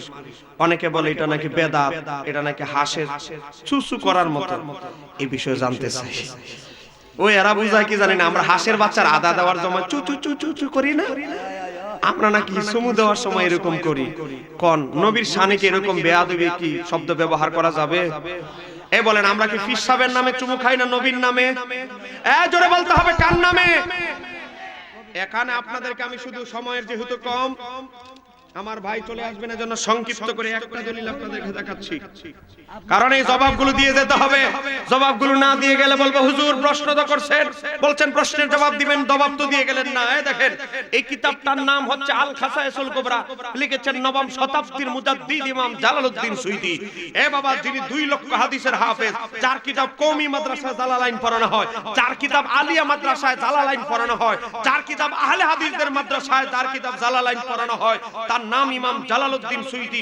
20 বছর লাগা একটা কিতাব লিখেছেন, নাম দিয়েছেন আল খাসায়েসুল কুবরা। নবীর মুজিজার উপরে 3800 মুজিজা, এই একটা খণ্ড, আরেক খণ্ড আছে, 2 খণ্ড কিতাব লিখেছেন 3800 নবীর মুজিজা উল্লেখ করে। জোরে বলেন না মারহাবা। নবীর মুজিজা নাম্বার 68, 68 নাম্বার মুজিজা উল্লেখ করেছে বিখ্যাত তাবী হযরত ওয়াহাব ইবনে মুনাব্বা থেকে। বনি ইসরাইলের এক ব্যক্তি 200 বছর কোন সওয়াবের কাজ করে নাই, আল্লাহর নাফরমানি করেছে। মানুষ যখন মারা, সে যখন গেল, মানুষ এসে মুসা নবীকে বলল, মুসা নবী বলে তার কোনো জানাজা হবে না, দাফন হবে না। একজনে তার 2টা হাত ধর, একজনে 2টা পা ধর, 2টা ময়লার মধ্যে ফেলাই দেয়। জানাজা, গোসল, দাফন কিছু নাই। আমার আল্লাহ ফাল্লাহু ইলা মুসা, আমার আল্লাহ মুসা নবীর উপর ওহী নাযিল করলেন, এ মুসা কালিমুল্লাহ, আমার একটা আশিকিন জাকিরিন বান্দাকে তোমার উম্মতেরা ময়লা ফেলে দিয়েছে, আমি আল্লাহ হুকুম দিচ্ছি তুমি নিজে গিয়ে তাকে ময়লা থেকে তার লাশটা উঠায়া আতর খুশবু মেখে গোসল দিয়ে কাফনের কাপড় পরায়া জানাজা নিজে আদায় করে তাকে দাফনের ব্যবস্থা করো। একটু জোরে বলেন না সুবহানাল্লাহ। পরের দিন মুসা আলাইহিস সালাম চলে গেলেন তুর পাহাড়ে, গিয়ে বললেন, ইয়া রাব্বি বানু ইসরাঈলা শাহিদু আন্নাহু আসাকা মিয়াতাই সানাতিন, ও মাওলা, বনি ইসরাইলের সব মানুষ বলছে এই তোমার বান্দা 200 বছর কোন সওয়াবের কাজ করে নাই, আল্লাহ কি এমন আমল করেছে আমার মতো ব্যক্তিকে দিয়ে ময়লা ডাস্টবিন থেকে তার লাশ উঠাইলা। আমার আল্লাহ বলে, হাকাজা কানা, তুমি সঠিকই শুনেছো, ইল্লা, তবে তার আমলনামায় এমন একটা আমল আছে পৃথিবীর কেউ জানে না, জানি আমি আল্লাহ। আরেকটু জোরে বলেন না সুবহানাল্লাহ। এ মুসা, তার আমলনামে এমন একটা আমল আছে পৃথিবীর কেউ জানে না, আমি আল্লাহ জানি। তোমার উপরে যে আমি তাওরাত নাজিল করেছি, আন্নাহু কানা কুল্লামা নাসারাত তাওরাতা, তোমার উপরে যে আমি তাওরাত কিতাব নাজিল করেছি, তাওরাত যখন সে পড়তে যাইতো, খুলতো, কি করতো জানো? ওয়া নাযারা ইলা ইসমি মুহাম্মাদিন সাল্লাল্লাহু আলাইহি ওয়াসাল্লাম, আমার বন্ধুর নাম মুহাম্মদ নামটা সে নজর করতো, তাকাইতো, তাকাইতে গিয়া কব্বালাহু, সেভাবে চুমু খাইতে যাইতো। ওয়াদাহু আলা আইনাইহি, চুমু খাওয়ার পর চোখের উপরে মাসেহ করত। এখানে শেষ নয়, ওয়া সাল্লা আলাইহি, এবং আমার বন্ধুর উপরে এক মর্তবা করে দুরূদ শরীফ পড়তো। ফাসাকাতুল হুদা আলিকা ওয়া মুসা কালিমুল্লাহ, শোনো, আমার হাবিবের নামকে ইজ্জত করার কারণে, চুমু খাওয়ার কারণে, চোখে মালিশ করার কারণে, দুরূদ শরীফ পড়ার কারণে, ফাসাকাতুল হুদা আলিকা ওয়া গাফারতু যুনুবাহু, আমি আল্লাহ তার 200 বছরের গুনাহগুলো maaf করে দিয়েছি। এখানে শেষ নয়, ওয়াজাওয়াজতুহু 70 হাওরা, এবং জান্নাতে তার সাথে বিবাহ দেওয়ার জন্য 70টা হুরকে আমি অগ্রিম প্রস্তুত করে রেখেছি। চিৎকার দিয়ে বলা যাবে কি আল্লাহু আকবার। আপনাদের কাছে জানতে চাই, মুসা নবীর উম্মত, বলেন এই লোকটা কোন নবীর উম্মত? মুসা নবীর উম্মত যদি নবীর নামকে তাজিম করার কারণে তার 200 বছরের পাপ আল্লাহ maaf করে দেয়, তার জন্য 70টা হুরের সাথে বিবাহ দেওয়ার জন্য জান্নাতে প্রস্তুত করে রাখে, আরে সে তো ছিল মুসা নবীর উম্মত। আরে আমরা তো আল্লাহর হাবিবের সরাসরি উম্মত, আমরা যদি নবীর নামকে ইজ্জত করি, তাজিম করি, আমাদের অবস্থা কি ওই ব্যক্তির চেয়ে খারাপ হবে না অনেক ভালো হবে? বলেন, ভালো কি কম হবে না অনেক বেশি ভালো হবে? ইমানদারদের জন্য বেশি দলিলের দরকার নাই, এক দলিলই যথেষ্ট। কথা কন না কেন, ঠিক কি না? ইমাম ইবনে আবিদিন শামী ফতোয়া শামী প্রথম খণ্ড 321 নম্বর পৃষ্ঠা বাবুল আযানে উল্লেখ করেছে, আবু বকর সিদ্দিক নবীর নাম শুনে চুমু খাইলেন, যখন সাহাবীরাও খাইতে লাগলেন, আমার নবী বললেন, তোমরা এমন করছো কেন? আপনার বন্ধু আবু বকর সিদ্দিক এমনটা করেছে, আপনার নামে চুমু খেয়েছে। আমার নবী বলে, মা ফাআলা খলিলি, আমার বন্ধু আবু বকরের মতো যে আমার নাম শুনে চুমু খাবে, আমার নবী বলে, হাল্লাল্লাহু শাফাতি, ওই উম্মতের জন্য আমি নবীর শাফাত করা হালাল হয়ে গেল। চিৎকার দিয়ে বলেন না সুবহানাল্লাহ। তাহলে আমরা নবীর শাফাত চাই কি চাই না? আরো আসতে বলেন, নবীর শাফাত চাই কি চাই না? নবীর শাফাত ছাড়া আমাদের কোনো উপায় আছে? বাবা, এমন ফতোয়া শামীতে হাদিস এসেছে, কিতাবের মধ্যে ফতোয়া শামীতে এসেছে, আমার নবী বলে, যে উম্মত আমি নবীর প্রতি বেশি বেশি দুরূদ পড়বে, আমার নাম শুনে চুমু খেয়ে চোখে মালিশ করবে, তারপরে এক মর্তবার দুরূদ শরীফ পড়বে, সে যদি জাহান্নামী কাতারের ভিতরে ঢুকে যায়, আমি নবী তাকে জাহান্নামী কাতার থেকে টেনে টেনে জান্নাতি কাতারে ঢুকাই দিব। চিৎকার দিয়ে বলা যাবে কি সুবহানাল্লাহ। বাবা, এজন্য আমরা নবীর নাম শুনে মহাব্বতে চুমু খাই। তোমার যদি অ্যালার্জি খাজ্জানি থাকে, তোমার অ্যালার্জি খাজ্জানি নিয়ে তুমি থাকো, আমরা নবীর মহাব্বতে চুমু খাই। কথা কোন ঠিক কি না? তুমি যদি বাহাসে বসতে চাও, এটা বেদাত গুনার কাজ প্রমাণ করে দিতে চাও, তাহলে আমাদের কমিটির মাধ্যমে যোগাযোগ করো, কখন বসবা।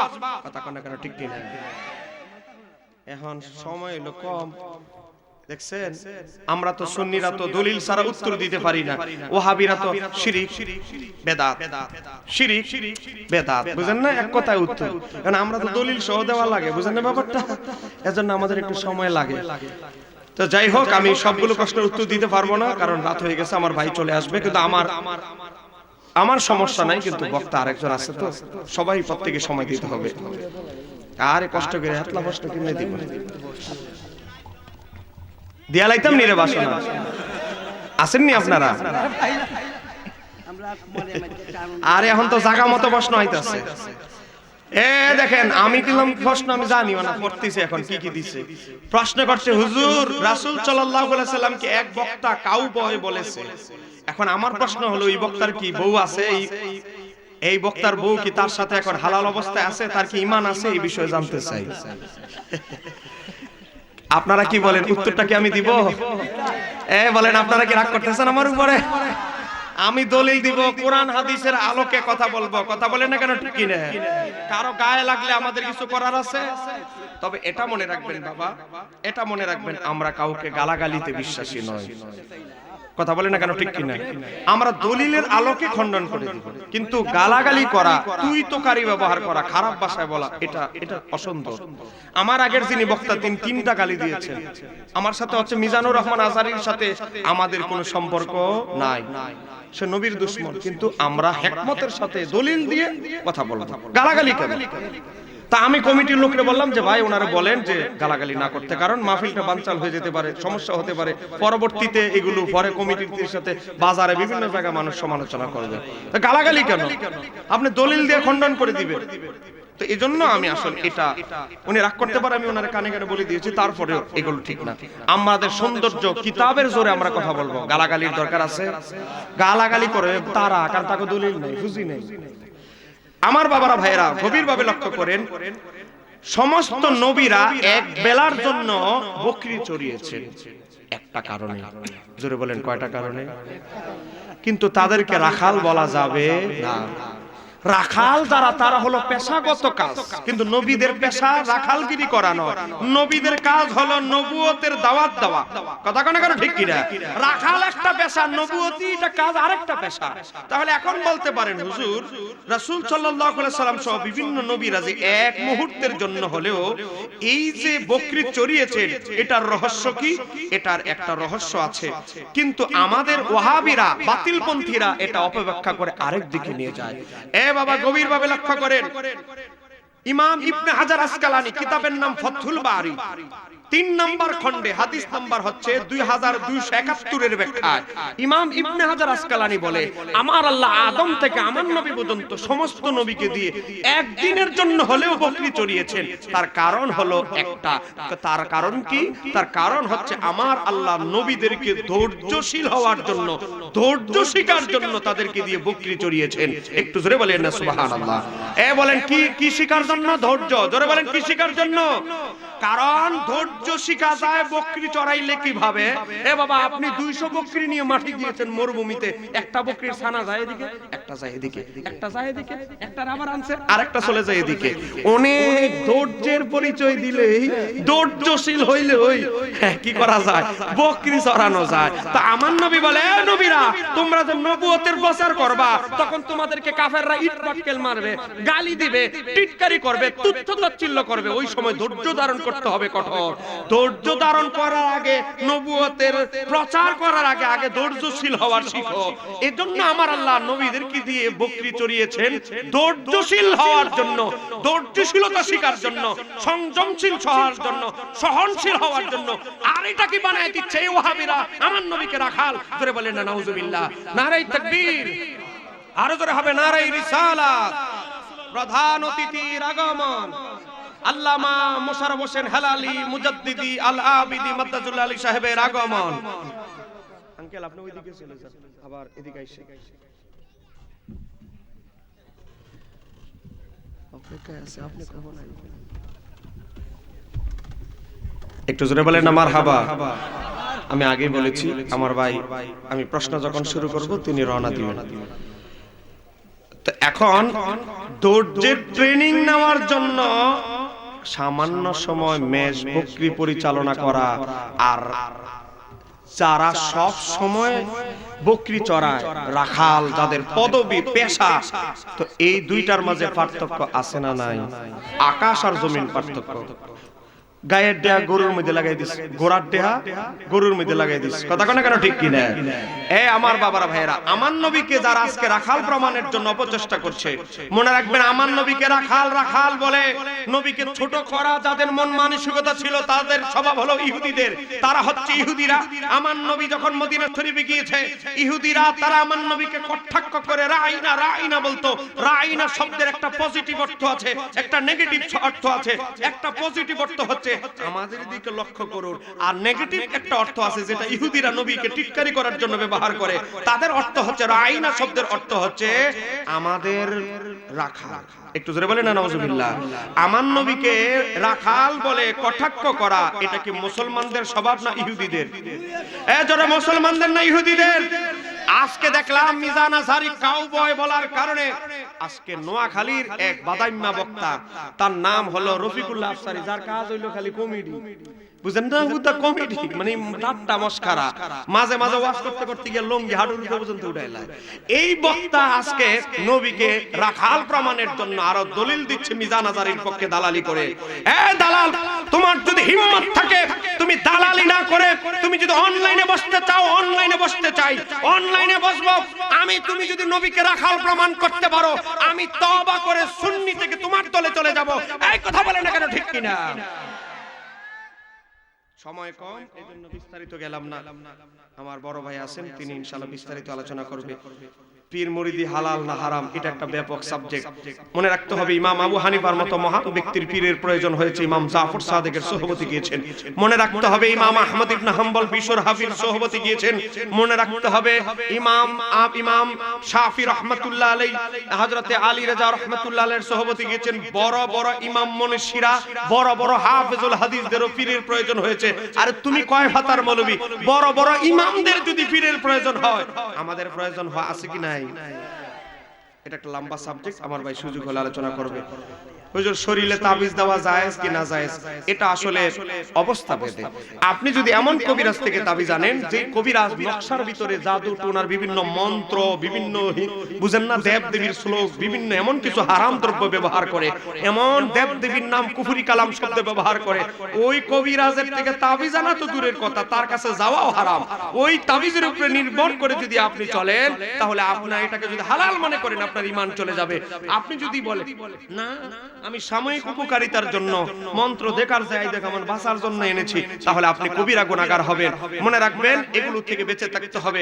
আমার নবী বলেছে, যারা জাদু করে, যারা জাদুর আশ্রয় নেয়, উভয়ের উপরে আল্লাহর লানত, অভিশাপ থেকে বেঁচে থাকার চেষ্টা করবেন। হ্যাঁ, আপনি বিপদে পড়ে গেছেন, জিনগ্রস্ত, জিনে সমস্যা করেছে, বিভিন্ন সমস্যার কারণে আপনি যদি বিজ্ঞ আলেম, পীর মাশায়েখ, ভালো আলেমের সোহবতে যান, যা আমাকে অনেক সমস্যা করছে, আপনি যদি হন যে এমন বিজ্ঞ আলেম যিনি কোরআন সুন্নাহ মোতাবেক তদবির করেন, ফু দেন, কোরআন তেলাওয়াত করে ঝাড়ফু করেন, তার কাছে যেতে পারবেন, কোনো অসুবিধা নেই। হুজুর, অনেক বক্তা বলে নারায়ে রিসালাত ফালতু স্লোগান, এই বিষয়ে কোরআন হাদিসের আলোকে একটু বলবেন। আসলে এই সাবজেক্টটা অনেক লম্বা, এই সাবজেক্টটা আসলে আমি এখন বলতে পারবো না, কারণ সময়টা অনেক কম। নারায়ে রিসালাত আমরা বলবো, কারণ সাহাবাই کرام, ওই বাবা ইয়ামামার যুদ্ধে ইয়া রাসূলুল্লাহ বলে সাহাবাই کرام যুদ্ধের ময়দান থেকে ডাকতেন। ইমাম ইবনে কাসির আল বিদায়া ওয়ান নিহায়া কিতাবের 3 নম্বর খণ্ডে ইয়ামামার যুদ্ধের আলোচনা উল্লেখ করেছে। আপনারা বলেন, দূর থেকে যদি সাহাবাই کرام ইয়া রাসূলুল্লাহ বলে নবীকে ডাকতে পারে, আমরা ডাকলে কি বেদাত হবে? তাহলে সাহাবীরা কি বেদাতি ছিল? আল্লাহ হেদায়েত দান করুক। হুজুর, বর্তমান প্রচলিত তাবলীগ এবং রাসূল সাল্লাল্লাহু আলাইহি সাল্লামের যুগের তাবলীগের মধ্যে পার্থক্যটা কি, এই বিষয়ে জানতে চাই। এটা একটা সুন্দর প্রশ্ন। আমি সংক্ষেপে 2 মিনিটে উত্তর দিয়ে আলোচনা আমি শেষ করছি, কারণ আমার বড় ভাইকে বসায় রেখে কষ্ট আমি দিব না। আপনারা দেখেন, আমার হাতে একটা বই আছে, এই বইটার নাম হচ্ছে মালফুজাত, হযরত জি এর মালফুজাত। হযরত জি মানে তাবলীগ জামাতের যিনি প্রতিষ্ঠাতা মাওলানা ইলিয়াস, তার নাম বলে আমাদের কওমি ভাইয়েরা হযরত জি। ওনারা এক একজনের এক একটা নাম দিছে, বুঝেন না? আশরাফ আলী থানভীর নাম দিছে হাকিমুল উম্মত, তাবলীগ জামাতের প্রতিষ্ঠাতার নাম দিছে হযরত জি, বুঝেন না? এক একজনের এক একটা নাম দিছে। তো এই তাবলীগ জামাতের যিনি প্রতিষ্ঠাতা ভারতের মাওলানা ইলিয়াস মেওয়াতি, তার বাণীগুলো ও কথাগুলো এখানে নোট করা হয়েছে, অনুবাদ আমরা করি নাই। তাবলিগি ফাউন্ডেশন, বাংলা বাজার, ঢাকা, আমাদের কওমি ভাইরা করেছে। এই তাবলিগের কিতাব, এই কিতাবের ভিতরে 28 নম্বর পৃষ্ঠায় প্রায় 200-র উপরে ওনার বাণী এখানে উল্লেখ করা হয়েছে। দেখেন, আপনারা যদি মনে করেন যে আমি নিজের থেকে বানায় বলতেছি, আমার অনুরোধ থাকবে আপনারা আসেন। 28 নম্বর পৃষ্ঠা, 50 নম্বর মালফুজাত। আমি শেষ করে দিচ্ছি, বসেন। এই চলে, কি সমস্যা? এই লাল গেঞ্জি কিসে? দেখেন 50 নম্বর মালফুজাত। মাওলানা ইলিয়াস মেওয়াতি বলে, খুশকির কারণে আমার ঘুম হয় না রাতের বেলা। আমি আমার খাদেমদেরকে বললাম, আরে একটু তেল মালিশ করে দেস না, আমার যেন ঘুমটা ঠিক মতো আসে। তো কি করলো? তেল মালিশ করে দিছে, ঘুম আইছে। মাওলানা ইলিয়াস মেওয়াতি ঘুমের মধ্যে মাওলানা ইলিয়াস মেওয়াতি বলেন, দেখেন বলেন কি বলে। 28 নম্বর পৃষ্ঠা ইলিয়াস মেওয়াতির অনুবাদ করা হয়েছে তার বক্তব্য। এই তাবলিগের তরিকা, এই যে বর্তমান গাট্টিওয়ালা তাবলিগ, এই তাবলিগ তরিকা স্বপ্নের মাধ্যমে আমার উপরে খোলা হয়েছে। এই তাবলিগ আমি স্বপ্নে পাইছি, আল্লাহ আমার স্বপ্নের মধ্যে তাবলিগ দিয়ে আমার আল্লাহ আমারে বলতেছে, হে ইলিয়াস মেওয়াতি, তারে বলতেছে, তোমারে আমি মানুষের মতো, নবীর মতো মানুষের দ্বারে দ্বারে পাঠাইছি। জোরে কোন নাউজুবিল্লাহ। ইলিয়াস মেওয়াতির বলে আমার আল্লাহ নবীদের মতো মানুষের কাছে পাঠাইছে। বলেন, আমার নবীর পরে আর কোন নবী আছে? আরো জোরে বলেন, আমার নবীর পরে আর কোন নবী আছে? পরোক্ষভাবে ইলিয়াস মেওয়াতি নিজেকে নবী দাবি করেছে। জোরে বলেন না নাউজুবিল্লাহ। এখানেই শেষ নয়, এই তাবলিগ তরিকার সাথে আমাদের সম্পর্ক কেন খারাপ দেখেন। এই বইয়ের 25 নম্বর পৃষ্ঠা, মালফুজাত নম্বর 42। এই তাবলিগ জামাতের ভাইয়েরা, আপনারা রাগ করলে করতে পারেন, যাওয়ার সময় ছবি তুলে আপনার বড় হুজুরের কাছে পাঠাবেন, সত্য না মিথ্যা দলিল দিয়ে যাচ্ছি। মাওলানা ইলিয়াস মেওয়াতির আকীদা কি? মুসলমান 2 প্রকার। বলেন, মুসলমান কয় প্রকার? উনাদের কথা আর কি, মুসলমান বেলে 2 প্রকার। প্রথম, যাহারা আল্লাহর রাস্তায় বাহির হইয়া যাইবে, তাবলিগ নিয়ে গাট্টিটা টিলিয়া যারা আল্লাহর রাস্তায় বাহির হবে, এরাই মুসলমান। দ্বিতীয়, যারা উহাদেরকে সাহায্য করিবে, গাট্টিওয়ালাদেরকে যারা সাহায্য করে, এরাই মুসলমান। আর যারা গাট্টি লইয়া আল্লাহর রাস্তায় বের হয়ে যায়, তাদের মতে তারাই মুসলমান। তৃতীয় আর কোন মুসলমান নাই। তার মানে এই গ্রামের নাম কি? দিগলবাগ গ্রামের ভাইয়েরা, আপনারা জীবনে গাট্টি লিয়ে জানো নাই কোনোদিন, গাট্টিওয়ালাদেরকে জাগাও দেন নাই, আপনারা আর মুসলমানের তালিকায় নাই। এটা আমরা বলছি না, তাবলিগ জামাতের কথা, তাবলিগ জামাতের মাওলানা ইলিয়াস মেওয়াতির কথা। অতএব যেই তাবলিগ জামাত স্বপ্নে পাওয়া, এই স্বপ্নে পাওয়া তাবলিগ কখনো রাসূলুল্লাহর তাবলিগ হতে পারে? যেই তাবলিগ ওয়ালারা সুন্নি মুসলমানদেরকে মুসলমান মনে করে না, তাদের অনুসারী ছাড়া বাইরের লোকদেরকে মুসলমান মনে করে না, এই তাবলিগের সাথে আল্লাহর হাবিবের তাবলিগের কোন তুলনা চলবে? আল্লাহ আমাদেরকে সঠিক বুঝদান করে, জোরে বলেন আমিন। এই তাবলিগ জামাতের আরো ভ্রান্ত অনেক আকীদা এই বইয়ের ভিতরে আছে। সময়ের জন্য আর আমি কিছু বলতে পারলাম না, যেহেতু আমার বড় ভাই চলে এসেছেন। আরে বহুত কষ্ট রে।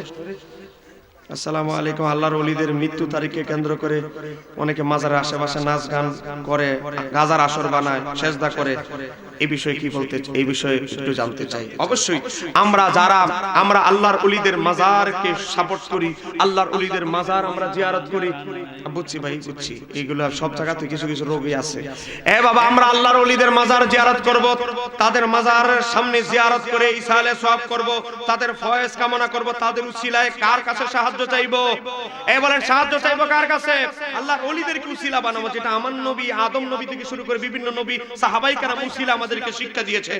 কিন্তু আজকে মাজারে, আজকে উরুসের নামে যে গান বাদ্য ঢোল তবলা নিয়ে নারী পুরুষ থেকে শুরু করে গাজার আসর বানানো হয়, তাদের সাথে আহলে সুন্নাত ওয়াল জামাতের কোনো সম্পর্ক?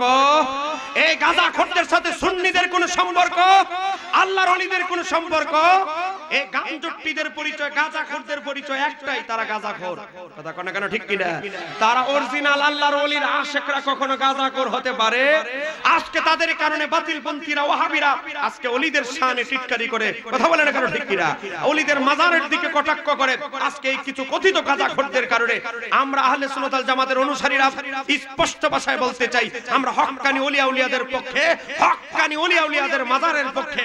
মাজারের সামনে যে কুসংস্কার, গাজার আসর, ভান্ডামানি, একতারা দোতারা নিয়ে যে আসর, গানের আসর, এগুলোকে আমরা কখনো সুন্নিরা সমর্থন, ইসলাম তো করে না, আমরা সুন্নিরাও কখনো করি না। কথা কোন কেন ঠিক কিনা?